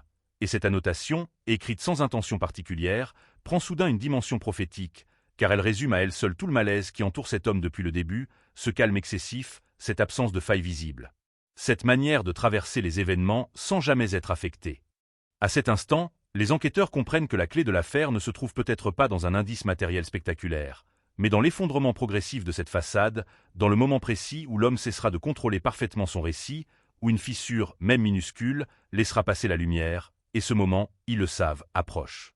Dans l'ombre de Lyon, sous les néons fatigués des bureaux de police, l'affaire Camille Dervaux continue de vivre, de se transformer, de se resserrer autour d'un seul nom, d'un seul visage, et quelque part, dans cette ville qui a appris à oublier, un homme commence à comprendre que le temps, loin de l'avoir sauvé, est peut-être en train de le condamner. La bascule ne se produit jamais d'un coup, elle s'annonce par une succession de signaux faibles, presque imperceptibles, et dans l'affaire Camille Dervaux, ces signaux commencent à s'aligner avec une précision inquiétante, car à force d'observer, de recouper, de comparer, les enquêteurs comprennent qu'ils ne sont plus face à une absence de preuves, mais face à une architecture du silence, construite patiemment, pierre après pierre, pour ne jamais s'effondrer d'un seul bloc. Ils décident alors de changer de stratégie, non plus chercher ce qui manque, mais d'analyser ce qui est trop cohérent, trop propre, trop maîtrisé, car dans les cold cases, la perfection est souvent un mensonge, et plus un récit résiste au temps, plus il devient suspect, surtout lorsqu'il n'a jamais évolué, jamais intégré l'usure naturelle des souvenirs. L'homme est convoqué à nouveau, cette fois sans détour, officiellement, pour une audition complémentaire, et lorsqu'il entre dans la salle, son visage est calme, presque neutre, mais ses gestes le trahissent, une main qui se crispe, un regard qui balaie la pièce trop rapidement, une respiration contrôlée avec une rigueur excessive, comme s'il se préparait à une épreuve qu'il redoutait depuis longtemps, car il sait que cette convocation n'est pas anodine. Il sait que les regards ont changé. Les questions commencent doucement, presque banales, des rappels de contexte, des éléments déjà évoqués par le passé, et il répond sans difficulté, avec la même précision que lors de la précédente audition, mais très vite, les enquêteurs introduisent des variations subtiles, modifient l'ordre chronologique, déplacent certains repères temporels, et c'est là que surgissent les premières dissonances, minimes, mais réelles, des horaires qui glissent, des trajets qui se raccourcissent ou s'allongent. Selon les versions, des détails qui changent de place, rien de suffisant pour accuser, mais trop pour être ignoré. L'homme tente de corriger, d'ajuster, de reprendre le contrôle, mais chaque correction laisse une trace, car plus il parle, plus son récit se complexifie, s'alourdit, perd cette simplicité mécanique qui faisait sa force, et les enquêteurs le sentent, cette façade lisse commence à craquer, non pas par culpabilité exprimée, mais par fatigue, par saturation, par la difficulté de maintenir un mensonge intact pendant plus de 20 ans. À la sortie de l'audition, ils savent qu'ils ont franchi un seuil, mais ils savent aussi que la ligne est fine, dangereuse, car une pression trop visible pourrait le pousser à se refermer définitivement, à se murer dans le silence juridique, et cette possibilité hante chaque décision, car le dossier est fragile, et le temps, encore une fois, joue contre eux autant que pour eux. Pendant ce temps, un élément extérieur vient bouleverser l'équilibre précaire de l'enquête, un signalement anonyme, transmis par l'intermédiaire d'un avocat, une lettre courte, sans signature, évoquant un souvenir ancien, une confidence jamais révélée, une phrase entendue par hasard lors d'une soirée, des années plus tôt, une phrase qui parlait de disparition, de secrets bien gardés, de confiance trahie, rien de précis, rien de directement exploitable, mais suffisamment pour relancer une piste, que l'on croyait morte. Les enquêteurs remontent cette piste avec prudence, car les dénonciations tardives sont souvent entachées de rancœur, de reconstruction, de fantasmes, mais dans ce cas précis, certains détails concordent étrangement avec des éléments du dossier, des lieux, des horaires, des comportements, et cette convergence, même partielle, agit comme un catalyseur, car elle confirme que le silence autour de Camille n'était pas seulement le fruit du hasard ou de la peur, mais peut-être le résultat d'une intimidation diffuse, d'une menace jamais formulée mais ressentie. Il retrouve alors une ancienne relation de l'homme, une femme qui avait quitté la région peu après 2003, sans jamais expliquer pourquoi, et lorsqu'elle accepte enfin de parler, sa voix tremble, non pas de colère, mais d'un soulagement douloureux, comme si elle portait ce poids depuis trop longtemps. Elle évoque un contrôle subtil, des questions insistantes, une jalousie froide, jamais explosive, mais constante. Et surtout cette fascination malsaine pour l'idée de disparaître, de ne laisser aucune trace, un thème récurrent, abordé comme une plaisanterie, mais toujours présent, toujours dérangeant. Ce témoignage, pour la première fois, donne une chair émotionnelle au profil que les enquêteurs dessinaient jusqu'ici abstraitement, car il révèle une logique interne, une cohérence psychologique, celle d'un homme obsédé par la maîtrise absolue, par l'effacement, par le pouvoir silencieux que confère la disparition d'autrui, et dans cette lumière nouvelle, l'affaire Camille Dervaux cesse d'être une énigme isolée, elle devient un acte fondateur, le point culminant d'une obsession longtemps contenue.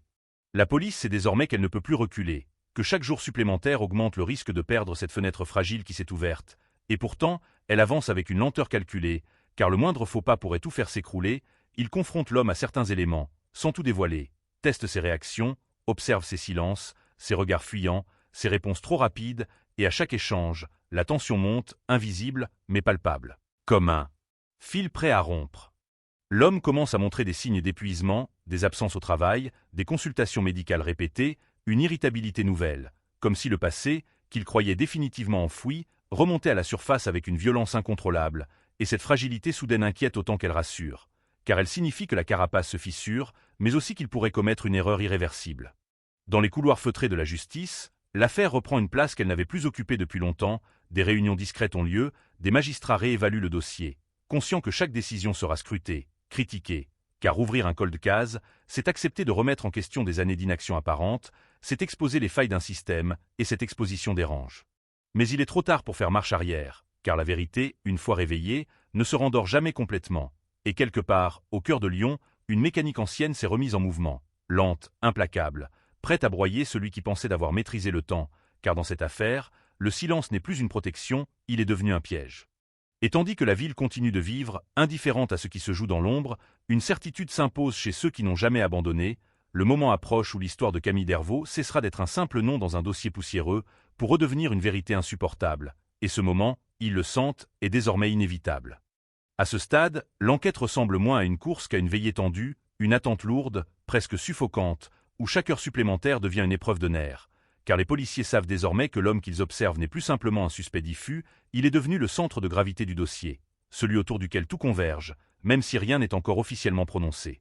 Ils avancent avec la prudence de ceux qui marchent sur un sol miné, conscients que la moindre pression excessive pourrait provoquer un effondrement prématuré, une fermeture totale, et c'est précisément cette tenue calculée qui rend la situation si insupportable, car ils voient la vérité se dessiner sans pouvoir encore la saisir, comme une silhouette derrière une vitre opaque. L'homme sent cette présence invisible, il aperçoit dans les convocations répétées, dans les regards plus insistants, dans le ton légèrement modifié des échanges, et cette perception transforme son quotidien en une succession d'alertes silencieuses. Il dort mal, mange peu, surveille ses mots, ses gestes, chaque interaction devient un potentiel piège, et cette vigilance permanente l'épuise lentement, et érode la maîtrise qui l'a protégé si longtemps. Dans ses rares confidences à son entourage, il évoque l'injustice, l'acharnement, parle d'un passé qu'on refuse de laisser mourir, et ses plaintes, loin de susciter la compassion, intriguent, car elles sont formulées avec une amertume disproportionnée, comme si la blessure était plus profonde que ce qu'il prétend, comme si la peur qu'il habite n'était pas seulement celle d'être accusé à tort, mais celle d'être enfin vu. Les enquêteurs exploitent alors cette fragilité croissante, non pas en l'attaquant frontalement, mais en laissant filtrer l'idée que d'autres parlent, que d'anciens témoins ont rompu le silence, que des souvenirs enfouis refont surface, et cette stratégie fonctionne, car l'homme commence à s'interroger, à douter, à se demander ce que les autres savent, ce qu'ils pourraient révéler, et ce doute est un poison lent, bien plus efficace que n'importe quelle accusation directe. Une nouvelle audition est programmée, plus longue, plus détaillée, et cette fois, les policiers ne cherchent pas seulement des incohérences factuelles, ils observent les réactions émotionnelles, les silences prolongés, les réponses trop rapides, et à plusieurs reprises, l'homme se fige, comme si une image précise traversait son esprit, une image qu'il ne peut pas exprimer sans se trahir, et ces moments suspendus, lourds de sens, parlent presque plus que les mots. Lorsqu'on l'interroge sur Camille, non plus comme une victime abstraite, mais comme une personne, avec ses habitudes, ses horaires, ses paroles, son regard change subtilement, une micro-expression fugace, impossible à décrire mais immédiatement perceptible pour ceux qui savent observer. Et cette réaction, aussi brève soit-elle, confirme une chose essentielle, elle n'était pas une inconnue pour lui, elle occupait une place précise dans son univers mental. Les policiers savent alors qu'ils tiennent quelque chose de crucial, non pas une preuve, mais une vérité psychologique, celle d'un lien, d'une relation asymétrique, probablement non consentie dans sa profondeur, mais suffisamment installée pour créer une illusion de proximité. Et dans les cold cases, ce type de lien est souvent le point de bascule entre le fantasme et le passage à l'acte. Pendant ce temps, la famille de Camille est informée, partiellement, avec des mots mesurés, car l'espoir est une matière dangereuse, trop brutalement exposée, elle peut devenir destructrice, mais malgré toutes les précautions, la nouvelle d'un suspect crédible réveille une douleur ancienne, mêlée d'une attente fébrile, car après tant d'années de silence, l'idée même d'un visage, d'un nom, est déjà une révolution intime. Les médias commencent à percevoir des mouvements, des signaux faibles, une agitation inhabituelle autour de l'affaire, sans toutefois disposer d'informations concrètes, et cette curiosité renaissante inquiète les enquêteurs, car la pression publique pourrait perturber un équilibre déjà fragile, mais en même temps, elle ajoute une tension supplémentaire autour de l'homme, qui sent que le cercle se resserre, que l'anonymat qui l'a protégé n'est plus garanti. Dans ce climat étouffant, un événement imprévu survient, presque anodin en apparence, mais lourd de conséquences, l'homme commet une erreur, minuscule, mais irréversible. Lors d'un échange informel, il évoque un détail de la nuit de la disparition que seuls les enquêteurs connaissaient, un détail jamais rendu public, et lorsqu'il s'en rend compte, il est trop tard, le silence qui suit plus accablant que n'importe quel aveu. Les policiers ne réagissent pas immédiatement, ils notent, enregistrent, laissent l'instant se dissoudre, car ils savent que cette brèche est précieuse, qu'elle doit être exploitée avec méthode, et à partir de ce moment précis, la dynamique change, l'homme n'est plus seulement sous pression, il est désormais confronté à la possibilité réelle de sa propre chute. Il commence à se justifier sans qu'on le lui demande, à reformuler ses propos, à multiplier les explications, et cette agitation verbale trahit une panique contenue, car chaque mot supplémentaire augmente le risque de se contredire, et les enquêteurs, silencieux, laissent faire, conscients que le temps joue enfin en leur faveur. Dans les couloirs feutrés de la justice lyonnaise, on parle désormais ouvertement de basculement, de point de non-retour, car même si aucune arrestation n'est encore envisageable, quelque chose s'est rompu, une frontière invisible entre le soupçon et la certitude intime, et cette rupture, une fois enclenchée, est impossible à réparer. La ville de Lyon, indifférente en surface, continue de vibrer, de respirer, d'oublier, mais dans ses profondeurs, une histoire ancienne se prépare à refaire surface, prête à éclabousser tout ce qu'elle touche, car les secrets, aussi bien enfouis soient-ils, finissent toujours par réclamer leur part de lumière. À partir de cette seconde où l'homme a laissé échapper un détail qui n'aurait jamais dû franchir ses lèvres, l'atmosphère change comme si l'air lui-même devenait plus lourd, plus électrique, et tout ce qui semblait jusqu'ici flottant, imprécis, se met à prendre une forme plus nette, plus dangereuse, parce que dans un cold case, il n'y a pas de petite erreur, il n'y a que des fissures, et une fissure, une fois apparue, ne cesse jamais de s'élargir. Les enquêteurs ne s'empressent pas de refermer le piège, ils savent que l'instinct de survie d'un homme qui a vécu si longtemps sous le vernis de la normalité est un animal blessé, imprévisible, capable de se cabrer, de disparaître, de faire du silence une forteresse. Ils savent aussi que l'erreur qu'il vient de commettre vaut plus que 1000 questions, parce qu'elle prouve une chose simple et vertigineuse, il était là, au plus près. Assez près pour savoir ce que la ville entière ignorait, assez. Prêt pour porter ce secret comme on porte une arme dans une poche, sans jamais la sortir. Il rentre au bureau avec cette phrase en tête comme un éclat de verre planté dans la peau, il rejoue l'instant, ils isolent chaque mot, il compare avec les informations réellement divulguées à l'époque, et la conclusion revient, froide, nette, irréfutable. Ce détail n'a jamais été public. Il n'a existé que dans les procès-verbaux, dans les rapports internes, dans ce noyau dur du dossier que seuls les enquêteurs pouvaient connaître. Et pourtant, lui l'a prononcé avec la désinvolture de quelqu'un qui l'a vécu, qui l'a regardé, qui l'a respiré. Cette nuit-là, la brigade travaille tard, les lumières restent allumées, les tasses de café s'empilent, les écrans affichent des scans jaunis, des photos granuleuses, des relevés d'appel, des plans de rue, et sur un tableau, le nom de Camille Dervaux apparaît de nouveau en lettres épaisses, entouré, relié par des flèches à des dates, à des lieux, à des noms, et au centre, désormais, un seul visage, un seul homme, celui qui a passé 20 ans à être un bruit de fond, à être un témoin secondaire, à être cette présence que l'on n'attrape jamais parce qu'elle ne court pas, elle marche. Le magistrat est informé, la machine judiciaire se remet à grincer, on réévalue la stratégie, on parle de mesures de surveillance plus poussées, de recoupement systématique, de vérification de terrain, mais chaque décision est pesée comme une goutte d'acide, parce que le dossier est ancien, parce que les preuves ont vieilli, parce que la moindre faille procédurale pourrait devenir une porte de sortie, et dans ce jeu d'équilibriste. La vérité doit être servie sans être sacrifiée.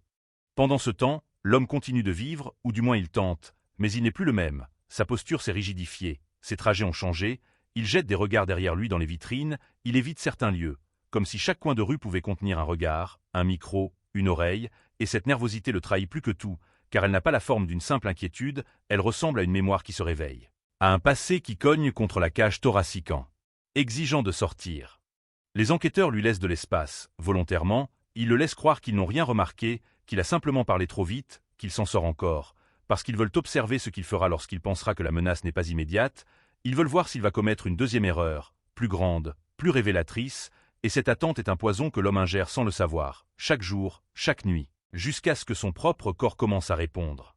Insomnie, sueur, consultation, une fatigue qui le rend moins précis, moins fluide, moins lisse.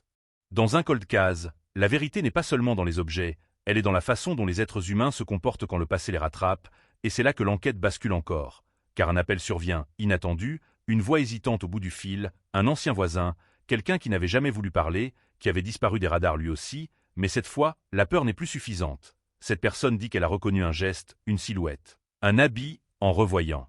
Récemment, une image diffusée dans un reportage local sur les affaires non résolues, elle dit qu'elle n'en est pas sûre à 100%, mais qu'elle ne dort plus, qu'elle voit sans cesse le hall de l'immeuble, l'ombre d'un homme, le bruit d'une porte qui se referme trop doucement. Les policiers reçoivent ce témoin dans un bureau discret, sans caméra, sans agitation, ils laissent la parole venir lentement, et ce qui sort n'est pas un récit clair, c'est un flot de sensations, de souvenirs fragmentés, mais au milieu de ce flot, un détail s'ancre, l'homme, celui qu'il suspecte, avait ce soir-là une odeur particulière, une odeur de produits chimiques, de solvants peut-être, ou de garage. Une odeur que le témoin avait trouvée étrange dans un hall d'immeuble, une odeur qu'il n'avait jamais pu oublier, et cette odeur revient aujourd'hui comme un crochet dans la gorge.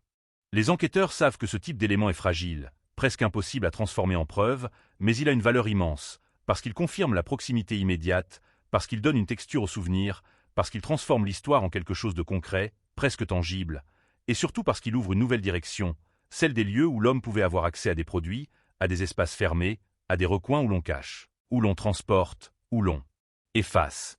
Il fouille alors sa vie de 2003 comme on fouille une maison après un incendie, en cherchant la trace d'une présence dans les cendres, il remonte ses emplois, ses petits boulots, ses fréquentations, ses adresses successives, et un point ressort, un atelier, un local, un endroit lié à un ami de l'époque, un lieu où l'on bricolait, où l'on stockait, où l'on se retrouvait tard, un lieu banal, sans raison de figurer dans le dossier initial, parce qu'il n'y avait aucune raison de le chercher. À l'époque, mais aujourd'hui, la banalité elle-même devient suspecte. La difficulté est là, ce lieu n'existe plus sous la même forme, les années ont passé, les murs ont peut-être été détruits, rénovés, vendus, transformés, mais les archives administratives existent, les plans, les propriétaires, les baux, les noms, et la police suit ce fil comme on suit une veine sous la peau, jusqu'à retrouver l'adresse exacte, puis les témoins de l'époque, des gens qui se souviennent d'un local sombre, d'un sol taché, d'une odeur persistante, de sacs lourds déplacés sans explication, encore une fois rien de condamnable isolément, mais un ensemble qui, mis bout à bout, forme un paysage inquiétant. Dans les couloirs du parquet, la tension monte, parce que la question qui obsède tout le monde n'est plus qui, mais comment prouver, comment établir un lien matériel après tant d'années, comment arracher la vérité à un passé qui a eu le temps de se nettoyer, de se réinventer, et c'est là qu'apparaît la possibilité la plus redoutable, celle d'une trace biologique conservée malgré tout, non pas sur un objet évident, mais dans un recoin, une fissure, une pièce ignorée, car parfois, le Monde physique garde mieux les secrets que les humains, et parfois, il les trahit. Les enquêteurs obtiennent alors l'autorisation de procéder à des vérifications, des perquisitions ciblées, non pas en annonçant une accusation, mais en cherchant des indices, et ce processus est lent, administratif, lourd, mais la lenteur n'enlève rien à la violence de ce qui se prépare, parce que chaque signature, chaque papier, est un pas vers la possibilité d'un effondrement, et pendant que la justice avance à son rythme, l'homme, lui, accélère intérieurement, comme s'il sentait que quelque chose approche, qu'un bruit de clé tourne déjà dans une serrure. Il fait une chose étrange. Un matin, il se rend dans un endroit qu'il ne fréquentait plus depuis longtemps, un dépôt, un box, un espace de stockage loué à son nom, oublié, presque fantôme, et ce déplacement, capté, noté, devient une alarme, car il ressemble à un geste de panique, le geste de quelqu'un qui va vérifier que le passé est bien enterré, ou pire, le geste de quelqu'un qui va le déplacer une dernière fois. Les enquêteurs hésitent, intervenir maintenant, risquer de l'alerter définitivement, ou laisser faire, risquer de perdre des éléments, et cette hésitation est la plus dangereuse, parce qu'elle se joue sur des secondes, sur des mètres, sur un battement de cœur. Ils décident de le laisser, mais de resserrer la surveillance, de documenter chaque geste, chaque entrée, chaque sortie, car dans un cold case, on ne peut plus se permettre d'être aveugle. L'homme ouvre le box, reste un long moment à l'intérieur, et lorsqu'il ressort, il porte une boîte, pas lourde, mais tenue avec une attention particulière. Comme si son contenu était fragile, précieux ou contaminant, il la place dans le coffre de sa voiture, puis démarre, et à cet instant, dans la voiture banalisée qui le suit à distance, un enquêteur murmure un mot qui n'est pas une accusation, mais une intuition glacée, il déplace quelque chose. La voiture traverse Lyon, passe des quartiers vivants, des feux rouges, des rues où des gens rient sans savoir, et cette normalité rend la scène presque insupportable, parce que derrière ces vitrines, derrière ces passants, se joue peut-être la dernière chance de comprendre ce qui s'est produit en 2003. Et l'homme roule comme quelqu'un qui veut rester discret, pas trop vite, pas trop lentement, comme quelqu'un qui a appris à se fondre dans le flux, comme toujours, sous les radars. Puis il s'engage vers une zone plus périphérique, un secteur où les bâtiments s'espacent, où les parkings sont plus vastes, où l'on peut s'arrêter sans attirer l'attention, et c'est là que l'étau se referme enfin, non pas comme une explosion, mais comme une décision silencieuse, parce que les policiers savent qu'ils ne peuvent pas le laisser s'échapper avec cette boîte, ils savent que ce geste, quel qu'il soit, est un tournant, et que si quelque chose de l'affaire Camille Dervaux existe encore. Dans le monde matériel, cela se trouve peut-être là, à quelques mètres, dans un coffre fermé. Il l'interpelle calmement, sans sirène, sans cinéma. L'homme s'arrête, sort, tente un sourire qui ne tient pas, son regard saute, cherche, calcule, et pendant une fraction de seconde, son visage perd cette neutralité si bien entraînée, il révèle une peur brute, nue, celle d'un secret qui n'a plus d'endroit où se cacher. Il tente de parler, d'expliquer, de protester, mais les mots se collent, se brisent, et le silence qui suit est plus violent que n'importe quel cri. La boîte est récupérée, scellée, emportée, l'homme est conduit pour vérification, pas encore officiellement accusé, pas encore condamné par la procédure, mais déjà condamné par l'air autour de lui, car dans le regard des enquêteurs, il n'y a plus de doute vague, il y a une certitude froide, la certitude que le passé vient de sortir de l'ombre et que la ville de Lyon, qui croyait avoir oublié, est sur le point de recevoir un choc. Un de ces chocs qui font trembler les communautés, parce qu'il prouve que le monstre n'était pas au loin, il était là, tout près, depuis le début, juste sous les radars. La boîte arrive au commissariat comme on transporte une bombe à retardement, scellée, froide, banale à l'extérieur, mais chargée d'un poids invisible, et dans les couloirs, personne ne parle trop fort, parce que tout le monde comprend instinctivement que ce qui se trouve là-dedans pourrait être la première matière tangible sortie du néant depuis 2003, quelque chose qui ne discute pas, qui ne ment pas, qui ne se contredit pas, quelque chose qui impose sa vérité au monde, ou au contraire, qui prouve que le monde peut rester muet même quand on lui arrache la bouche. L'homme est placé en garde à vue, visage fermé, avocat appelé, posture de défense immédiatement activée, mais il y a une différence subtile cette fois, une fatigue dans ses yeux, une tension musculaire qui ne parvient plus à masquer complètement, comme si son corps comprenait avant lui que l'époque où il flottait sous les radars vient de s'achever, et que désormais chaque seconde est une marche qui craque. Dans une salle annexe, des gants, des lampes, un appareil photo, des sachets plastiques, tout est préparé avec cette précision clinique qui contraste violemment avec l'horreur potentielle de ce que l'on manipule. La boîte est ouverte lentement, couvercle soulevé comme on soulève une dalle, et à l'intérieur, il n'y a pas de sang, pas d'armes, pas de preuves spectaculaires comme dans les films, il y a quelque chose de pire, quelque chose d'intime. Un assemblage d'objets ordinaires, soigneusement enveloppés, protégés, conservés, comme si quelqu'un avait voulu figer un moment, comme si quelqu'un avait gardé des fragments de vie en trophée ou en relique. Un foulard, d'abord, un tissu usé, dont l'odeur a disparu mais dont la couleur, malgré les années, ressemble à une photographie qui refuse de se décolorer, puis une petite trousse, des papiers pliés, un badge, et surtout un élément qui cloue tout le monde sur place, une clé ancienne, portant une étiquette effacée, à peine lisible, Et ce n'est pas la clé elle-même qui choque, c'est l'idée qu'elle ait été gardée si longtemps, comme une preuve de possession, comme une signature. Silencieuse. Le protocole est implacable. Tout est photographié, répertorié, placé sous scellé, et pourtant, malgré la rigueur, malgré la distance professionnelle, l'air devient plus lourd, parce que chacun sait ce que cela signifie.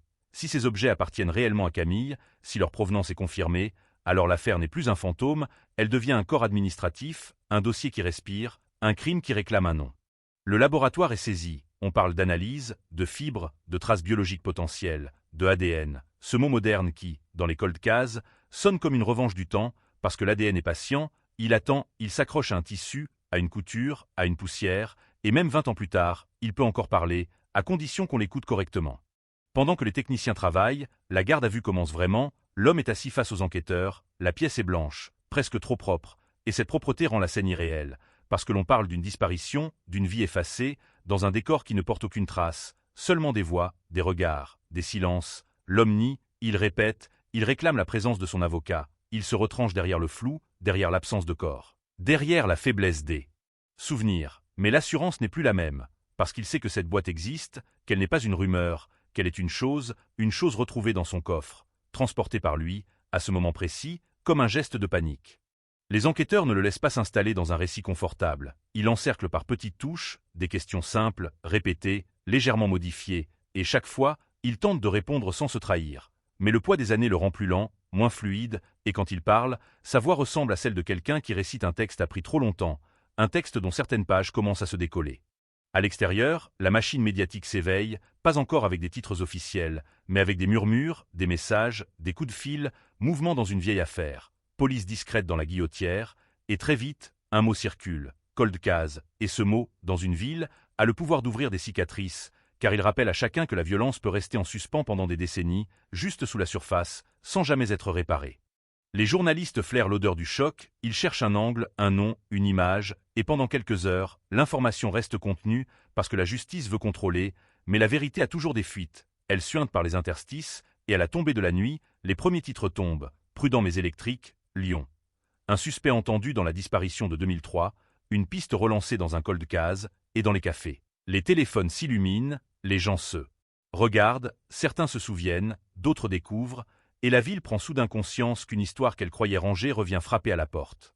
La famille de Camille est prévenue, et cette annonce est une violence en soi, parce qu'elle n'apporte pas la paix, elle apporte une montée d'adrénaline, une respiration coupée, un vertige, on leur dit qu'un homme est entendu, qu'une découverte matérielle a eu lieu, sans détail, sans promesse, parce que la prudence est une nécessité, mais dans leurs yeux, quelque chose se rallume, cette lumière douloureuse qui ressemble à l'espoir et qui détruit autant qu'elle soutient.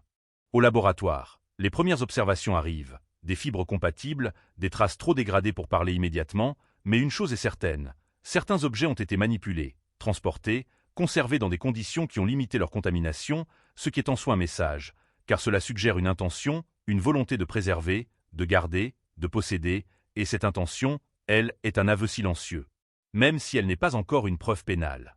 Les enquêteurs reviennent sur un point, la clé. Ils veulent savoir à quoi elle ouvre, ils cherchent dans les archives, les anciennes serrures de l'immeuble, les boîtes aux lettres, les caves, les greniers, les locaux techniques, tout a changé, mais les plans existent, les références aussi, et ils commencent à comprendre que la disparition de Camille n'a peut-être pas été un simple enlèvement, mais un transfert rapide vers un espace clos, un endroit où le bruit est absorbé, où la ville devient sourde. L'homme, face à ces questions, se crispe, il rejette, il se retranche, mais l'avocat lui conseille le silence, et le silence tombe, lourd, massif, parce que le silence, dans un interrogatoire, n'est jamais neutre, il est une tactique, une digue, une façon de ne pas laisser sortir un mot de trop, car un seul mot, après tant d'années, peut suffire à allumer l'incendie. Les policiers obtiennent alors des autorisations supplémentaires, des perquisitions plus larges, des vérifications à des adresses anciennes, des lieux liés au passé de l'homme, car la boîte n'est peut-être qu'un fragment, une pièce de puzzle. Et si ce fragment a survécu, d'autres ont peut-être survécu aussi, des traces, des souvenirs matériels, des endroits oubliés, et cette perspective met tout le monde sous tension, parce qu'elle signifie qu'il reste peut-être, quelque part, une vérité. Physique, la seule vérité qui compte vraiment pour la famille, celle qui dit où, comment, pourquoi. Dans une ancienne résidence où l'homme avait vécu après 2003, la police fouille, méthodiquement, cave, grenier, placard, mur, sol, sans violence apparente, sans spectacle, mais avec une intensité presque rituelle, comme si chaque coup d'œil dans un recoin était une prière silencieuse, et pendant des heures, rien, seulement la poussière, la rouille, des objets abandonnés par des vies anonymes, puis, dans un angle, sous un vieux panneau, une marque. Une trace de réparation, récente par rapport. Au reste, comme si quelqu'un avait voulu masquer quelque chose, et ce genre de détail est une gifle, parce qu'il transforme soudain le décor en scène possible. Les techniciens photographient, prélèvent, grattent, analysent, mais là encore, rien de certain, seulement des hypothèses, et cette absence de certitude est la torture principale des cold cases. On s'approche, on sent, on touche presque, puis la vérité recule, se dérobe, laisse derrière elle une frustration brûlante. La garde à vue touche à son point critique, l'homme reste silencieux la plupart du temps, et quand il parle, c'est pour nier, minimiser, se dissocier, il prétend que la boîte ne lui appartient pas, qu'elle lui a été confiée, qu'il ne sait pas ce qu'elle contient, mais les questions reviennent comme des coups de marteau. Pourquoi aller au box maintenant? Pourquoi la sortir aujourd'hui? Pourquoi la transporter vers cette zone périphérique? Et surtout, pourquoi garder des objets pendant 20 ans? Si l'on n'a aucun lien avec la disparition. À ce moment-là, une chose se produit, pas un aveu, pas une confession spectaculaire, mais un effondrement bref, un instant où le masque glisse, l'homme ferme les yeux, respire, et murmure une phrase à peine audible, une phrase qui n'est pas une explication, mais une fuite, vous ne comprendrez pas. Et cette phrase, dans la bouche d'un homme accusé de rien mais lié à tout, est une énigme en elle-même. Elle sonne comme un aveu inversé, comme la certitude que la vérité est trop monstrueuse pour être racontée simplement. Les enquêteurs saisissent l'instant, ils poussent, ils pressent, non pas avec violence, mais avec cette insistance froide qui détruit les défenses, ils évoquent Camille, son visage, sa famille, ils évoquent les années de silence, la douleur, la peur, ils décrivent la ville qui a vécu pendant qu'elle restait absente, et là, l'homme se raidit, non pas de compassion, mais comme si le nom même de Camille était une lame. Et cette réaction suffit à confirmer aux enquêteurs qu'ils sont au bon endroit. Même si le bon endroit est encore plongé dans le noir. Dans la nuit lyonnaise, la nouvelle continue de s'étendre, les réseaux s'enflamment, les voisins de l'époque se parlent. Certains se demandent s'ils ont croisé cet homme dans l'ascenseur, dans la rue, sans jamais savoir. Et cette prise de conscience collective est une onde de choc, parce qu'elle rappelle que les monstres modernes ne portent pas de signes, ils portent des vêtements ordinaires. Ils sourient, ils tiennent la porte, ils passent, invisibles, sous les radars. Mais malgré l'agitation, malgré la boîte, malgré les perquisitions, une réalité brutale persiste. Camille n'est toujours pas retrouvée. Et cette absence pèse sur chaque décision, chaque phrase, parce qu'elle est la seule chose qui manque pour transformer le soupçon en vérité pleine. Et tant qu'elle manque, l'affaire reste suspendue entre deux mondes, celui de la conviction et celui de la preuve, celui de la peur et celui de la justice. Lorsque la garde à vue se termine, le dossier est plus vivant que jamais, mais il n'est pas encore clos, et ce paradoxe est cruel, parce qu'on a enfin un homme, une boîte, des objets, des traces, et pourtant, le cœur de l'énigme reste intact. Où est Camille? Et qu'a-t-il fait exactement cette nuit-là, dans ce hall d'immeubles, dans ces rues silencieuses, dans ce lion endormi qui n'a rien entendu? La ville s'apprête à découvrir que la vérité, lorsqu'elle remonte après 20 ans, ne vient pas comme une lumière douce, elle vient comme une lame, elle tranche, elle choque, elle laisse derrière elle une question encore plus terrible. Et si tout cela n'était que le début, si la boîte n'était qu'un fragment, un reste, un indice que quelqu'un a tenté de déplacer parce qu'il savait que quelque chose allait craquer, alors la suite n'est plus seulement une enquête, c'est une course contre le temps. Contre la disparition définitive, contre l'effacement total. Quand la porte se referme derrière lui, quand le bruit sec du verrou résonne une dernière fois dans le couloir, ce n'est pas seulement un homme qui sort de la pièce, c'est toute une époque qui se remet à bouger. C'est une ville entière qui recommence à écouter ses propres silences. Parce qu'un cold case, lorsqu'il se réveille, ne réveille pas uniquement un dossier, il réveille les consciences, les souvenirs, les regrets, et surtout cette question sale, brûlante, que chacun repousse depuis des années. Comment avons-nous pu ne rien voir? L'homme n'a pas avoué, pas vraiment, il a laissé tomber une phrase, un souffle, une écharde, puis il s'est refermé, comme un coffre qu'on n'ouvre qu'une fois, et cette fermeture soudaine oblige les enquêteurs à revenir à ce qu'ils ont toujours su. Dans ce type d'affaires, ce n'est pas la parole qui tue, c'est la matière, c'est l'empreinte, c'est la trace, et la boîte, désormais, devient plus qu'un objet, elle devient un champ de bataille. Un lieu où le passé et le présent s'affrontent à coups d'eux. Maícres coaps, de prelevements, de proutecals, de patience. Le laboratoire travaille comme une horloge, sans émotion apparente, mais chaque geste est lourd de conséquences. On cherche de l'ADN sur les tissus, sur les fibres, sur les coutures, dans les replis, là où la peau laisse parfois un dernier message. Et l'attente est une torture, car la science, aussi puissante soit-elle, a ses limites, elle ne ressuscite pas ce que le temps a broyé, elle ne transforme pas le néant en preuve, elle ne fait que lire ce qui reste, et parfois, ce qui reste est si peu, que même la vérité doit se contenter d'un murmure. À l'extérieur, la rumeur enfle, les titres deviennent plus agressifs, plus nerveux, cold case de Lyon, un suspect, objet retrouvé, enquête relancée, et ce qui choque la communauté, ce n'est pas seulement la possibilité d'un coupable, c'est l'idée qu'il ait vécu parmi eux, qu'il ait traversé les années sans bruit, qu'il ait peut-être croisé des voisins dans l'escalier, serré des mains, parlé de météo. Comme si la disparition de Camille n'était qu'un caillou dans sa chaussure, et cette banalité du mal est une gifle collective.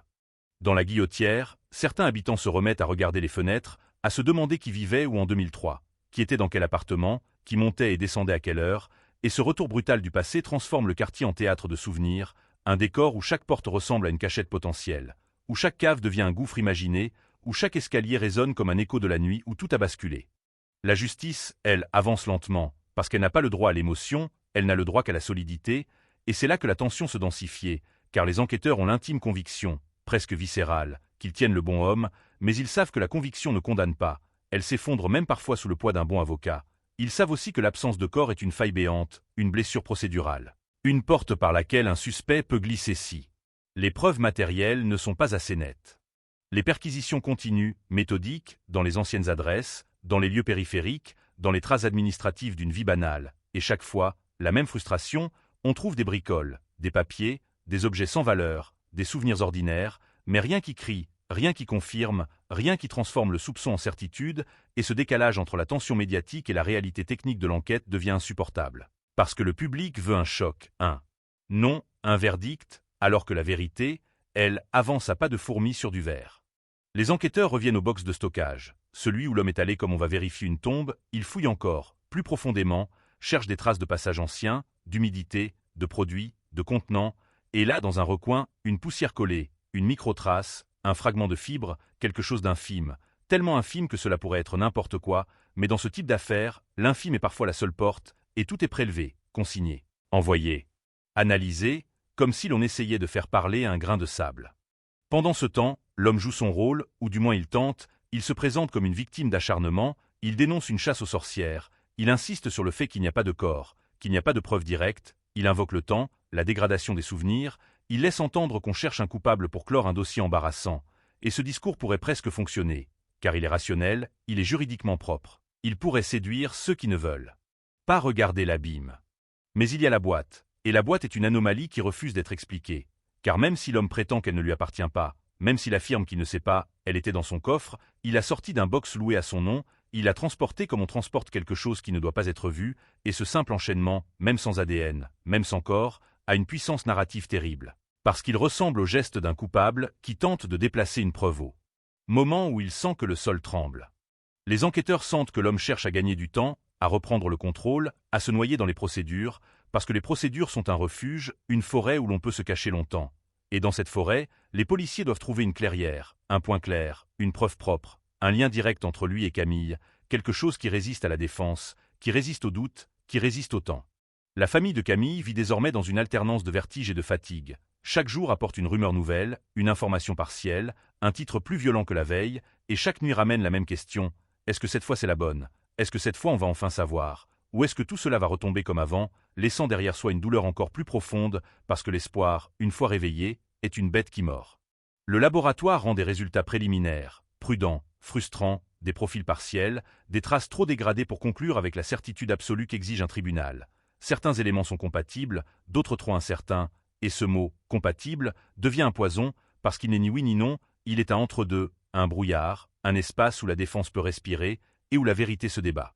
Les enquêteurs ne lâchent pas, ils élargissent, ils comparent, ils recontactent d'anciens témoins, certains parlent enfin, non pas parce qu'ils savent, mais parce qu'ils se souviennent mieux quand on leur remet l'image dans les yeux, quand on leur redonne le contexte, et là, de nouveaux détails émergent, des micro-événements, une conversation entendue dans un couloir, un regard étrange, une présence régulière près de l'immeuble. Des choses qui n'étaient pas des preuves en 2003 et qui ne le sont pas plus aujourd'hui, mais qui renforcent un récit que la justice peut peut-être commencer à tenir, à condition d'y accrocher un clou solide. Ce clou, les enquêteurs le cherchent dans un endroit où le temps est moins destructeur. Les registres, les archives, les données, les documents qui ne vieillissent pas comme les mémoires humaines, et en reconstituant la vie administrative de l'homme en 2003, ils découvrent un détail qui avait échappé, un accès, un badge temporaire, une clé de service liée à un bâtiment, un local technique, un espace fermé où l'on pouvait entrer sans attirer l'attention. Et ce détail, pour la première fois, crée une passerelle entre la théorie et le possible, car il offre un lieu, un endroit où la disparition aurait pu se produire sans témoin direct, sans bruit, sans trace visible. Ils se rendent sur place, mais le bâtiment a été rénové, les locaux ont été transformés, les serrures changées, les murs repeints, et pourtant, certains espaces restent, des conduits, des accès, des trappes, des endroits où l'on peut cacher un sac, un objet, un fragment, et cette exploration est glaçante, parce qu'elle transforme l'urbanisme en complice potentiel, parce qu'elle rappelle que la ville est pleine de cavités, de couloirs, de zones invisibles où l'on peut faire disparaître une personne sans que personne ne s'en rende compte. La procédure se tend, on parle désormais de mise en examen possible, mais les magistrats hésitent, ils exigent plus, ils exigent du solide, parce que mettre en examen sans corps, avec des preuves dégradées, c'est risquer un échec retentissant, un échec qui tuerait définitivement l'affaire, qui la renverrait dans le néant pour 20 années de plus, et cette perspective est insupportable pour les enquêteurs. Parce qu'ils savent qu'ils n'auront peut-être pas une deuxième chance, pas après ce réveil brutal, pas après cette boîte sortie de l'ombre. L'homme, lui, comprend que la situation est sérieuse et sa stratégie change, il ne cherche plus à se justifier, il cherche à se rendre intangible, il réduit ses déplacements, coupe certains contacts, tente de reconstruire une normalité en carton, mais l'intérieur, lui, se fissure, il perd du poids, sa voix se casse parfois, il fait des erreurs de langage, pas assez pour accuser, mais assez pour trahir un état. Celui d'un individu qui vit avec la sensation d'une corde autour du cou, une corde qui ne sert pas encore, mais qui est déjà là. Et puis la communauté apprend, par des fuites, que l'homme avait été entendu en 2003, qu'il avait été tout près, qu'il avait été relâché, et ce détail provoque une onde de colère froide, non pas seulement contre lui, mais contre le système, contre l'idée qu'un suspect potentiel ait pu être oublié, qu'un visage ait pu rester sous les radars pendant 2 décennies, et cette colère est un carburant médiatique, elle alimente les plateaux, les radios, les discussions, elle transforme l'affaire en symbole, en scandale latent, et ce bruit autour du dossier devient une pression supplémentaire sur la justice. Dans les bureaux de la brigade, la fatigue est totale, mais la détermination aussi, parce qu'ils sentent qu'ils approchent d'un seuil, et ce seuil n'est pas forcément un aveu, ce seuil peut être une découverte, un fragment, une trace, un lieu, quelque chose que le temps n'a pas pu effacer complètement.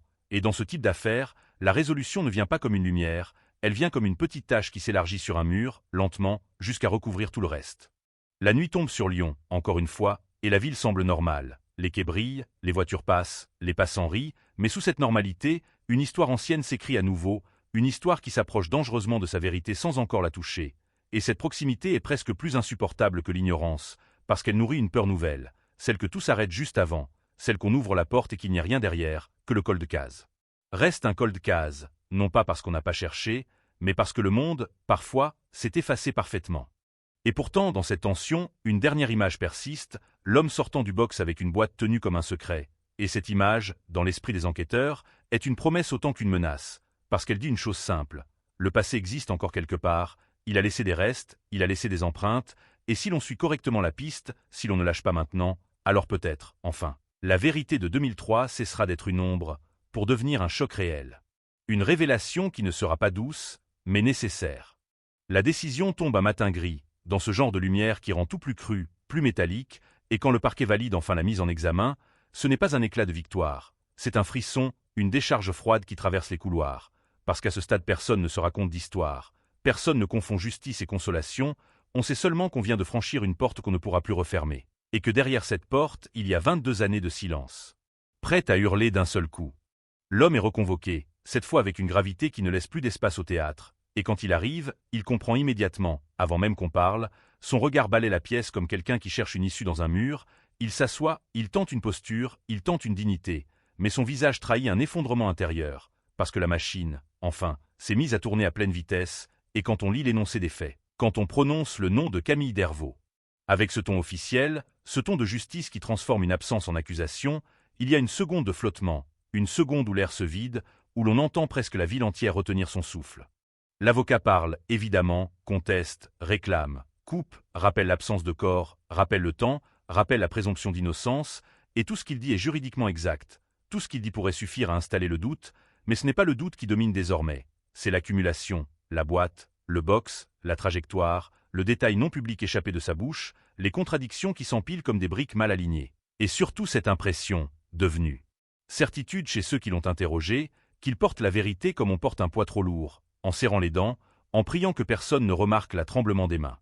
Les analyses continuent de tomber, pas comme un verdict net, mais comme une pluie fine, persistante, qui finit par détremper les défenses les plus solides, et lorsqu'un profil génétique partiel est finalement jugé suffisamment probant pour établir un lien, lorsqu'un expert prononce ces mots prudents mais terribles, concordance, compatibilité élevée, absence d'explication alternative crédible, le dossier change encore de nature. Il cesse d'être une histoire racontée, il devient une chose que l'on peut pointer du doigt, une chose qui colle à la peau, une chose qui s'accroche au nom de l'homme comme une ombre devenue visible. La nouvelle se répand comme une onde de choc, et cette fois les médias n'ont plus besoin de murmurer. Ils titrent, ils frappent, ils martèlent, Lyon 2003 cold case élucidé, l'assassin présumé était sous les radars, et le quartier de la Guillotière se retrouve soudain aspiré dans un projecteur brutal. Un projecteur qui éclaire tout, les escaliers, les halls, les caves, les regards d'autrefois, les portes qui se fermaient trop vite, les voisins qui n'osaient pas parler, et ce qui choque là. Communauté, ce n'est pas seulement l'idée d'un coupable, c'est l'idée qu'il était là, si proche, si banal, si intégré, qu'on aurait pu le croiser en souriant, qu'on aurait pu lui confier un paquet, qu'on aurait pu échanger une phrase sur la pluie, sans savoir qu'on était à quelques centimètres d'un abîme. Les réseaux s'enflamment, les gens fouillent leurs souvenirs comme on fouille un tiroir à la recherche d'une photo qui prouverait que tout cela a bien existé, les anciens habitants de l'immeuble se parlent, se questionnent, se reprochent des choses, et dans certains appartements, on entend encore le bruit imaginaire d'une porte qui se referme doucement, parce que l'esprit humain, face à l'horreur, tente de reconstruire, de combler, de donner une forme à ce qui n'en avait pas. Et plus la justice avance, plus la ville se rend compte que le vrai scandale n'est pas seulement le crime, c'est sa capacité à se fondre dans la normalité, à se cacher dans le décor, à survivre au temps sans être détecté. La famille de Camille est convoquée, on leur explique, on leur lit des termes juridiques, on leur montre des pièces sous-scellées, et malgré toutes les précautions, malgré toutes les phrases pesées, l'émotion déferle comme une vague qui casse, parce que pendant 22 ans ils ont vécu dans un entre-deux, ni mort ni vie, ni fin ni commencement, et maintenant on leur dit qu'il y a un homme, un nom, un visage, une trajectoire, mais on ne peut toujours pas leur dire l'essentiel. Où elle est, ce qui lui a fait exactement, à quel moment le souffle s'est arrêté, à quel endroit la ville s'est rendue sourde. Le procès, ou du moins la préparation du procès, devient une guerre d'usure, la défense cherche la faille, attaque les expertises, attaque la chaîne de conservation, attaque le temps, attaque la mémoire, et chaque attaque est une lame qui tranche un peu plus la paix fragile que la famille tentait de reconstruire. Mais l'accusation, elle, avance avec ce qu'elle a, la boîte, les objets, l'itinéraire, le box, les contradictions. Et surtout ce fil rouge qui traverse toute l'affaire, la maîtrise. Cette maîtrise trop parfaite, trop froide, trop calculée, qui ressemble à un plan plus qu'à une simple coïncidence. Dans les couloirs, on murmure des hypothèses, on parle de lieux possibles, de caves, de trappes, de zones périphériques, on retourne encore sur des sites, on fore parfois, on inspecte, on prélève, et chaque fois l'espoir se heurte à la même brutalité. Rien de définitif, rien de complet, comme si le monde physique lui-même résistait à livrer la dernière pièce, et cette résistance est une torture, parce qu'elle laisse planer la possibilité la plus terrible. Celle que le corps ne soit jamais retrouvé, celle que la vérité reste partielle, comme une phrase dont on n'aurait jamais le dernier mot. Et pourtant, malgré l'absence, la justice avance, parce qu'un cold case peut être élucidé sans que tout soit rendu au monde, il peut être éclairé sans être totalement réparé.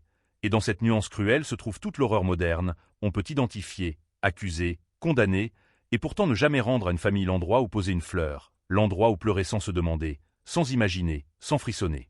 Le jour où l'homme est officiellement placé sous contrôle judiciaire strict, puis incarcéré, la ville réagit comme un corps qu'on réveille brusquement, il y a de la colère, du soulagement, de la honte, parce qu'on se demande comment il a pu passer, comment il a pu survivre à tant d'années de questions, comment il a pu vivre en regardant l'actualité, en entendant parfois le nom de Camille, en sachant que la famille ne dormait pas, et cette question, plus intime, plus insupportable que toutes les autres, s'accroche à chaque esprit, est-ce qu'il y a eu des remords? Est-ce qu'il y a eu une seconde, une seule, où il a failli parler?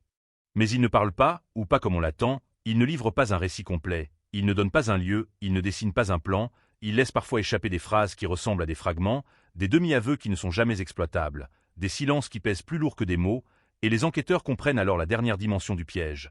Cet homme a peut-être construit toute sa vie autour d'une idée simple, garder le contrôle jusqu'au bout. Ne jamais offrir la dernière clé, même lorsqu'on vous enchaîne, même lorsqu'on vous condamne, parce que la dernière clé est le dernier pouvoir.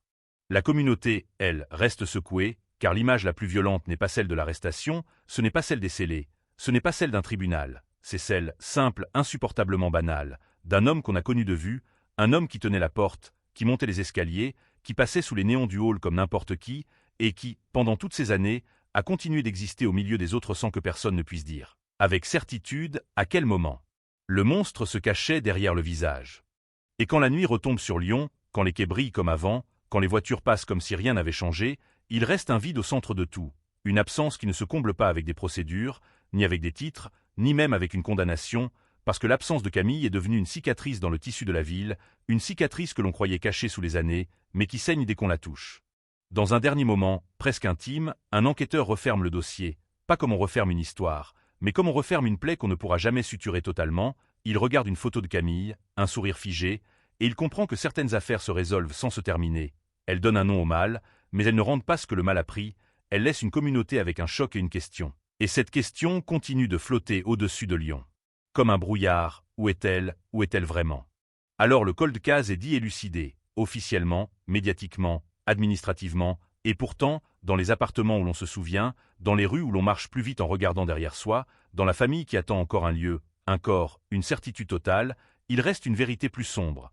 Le silence peut survivre à la justice, il peut se cacher dans les derniers mètres d'un secret que personne ne retrouvera peut-être jamais. Et c'est là, dans cet espace sans réponse, que l'affaire Camille Dervaux continue d'exister, non plus comme une énigme entière, mais comme une ombre durable, une présence froide, l'idée insupportable qu'un homme a pu rester sous les radars pendant 20 ans, et qu'il a fallu une boîte, un geste de panique, une fissure minuscule, pour que la ville comprenne enfin qu'elle avait vécu tout ce temps avec l'horreur juste à côté, sans la voir, sans l'entendre, jusqu'au jour où le passé, brutalement, a cessé de se taire.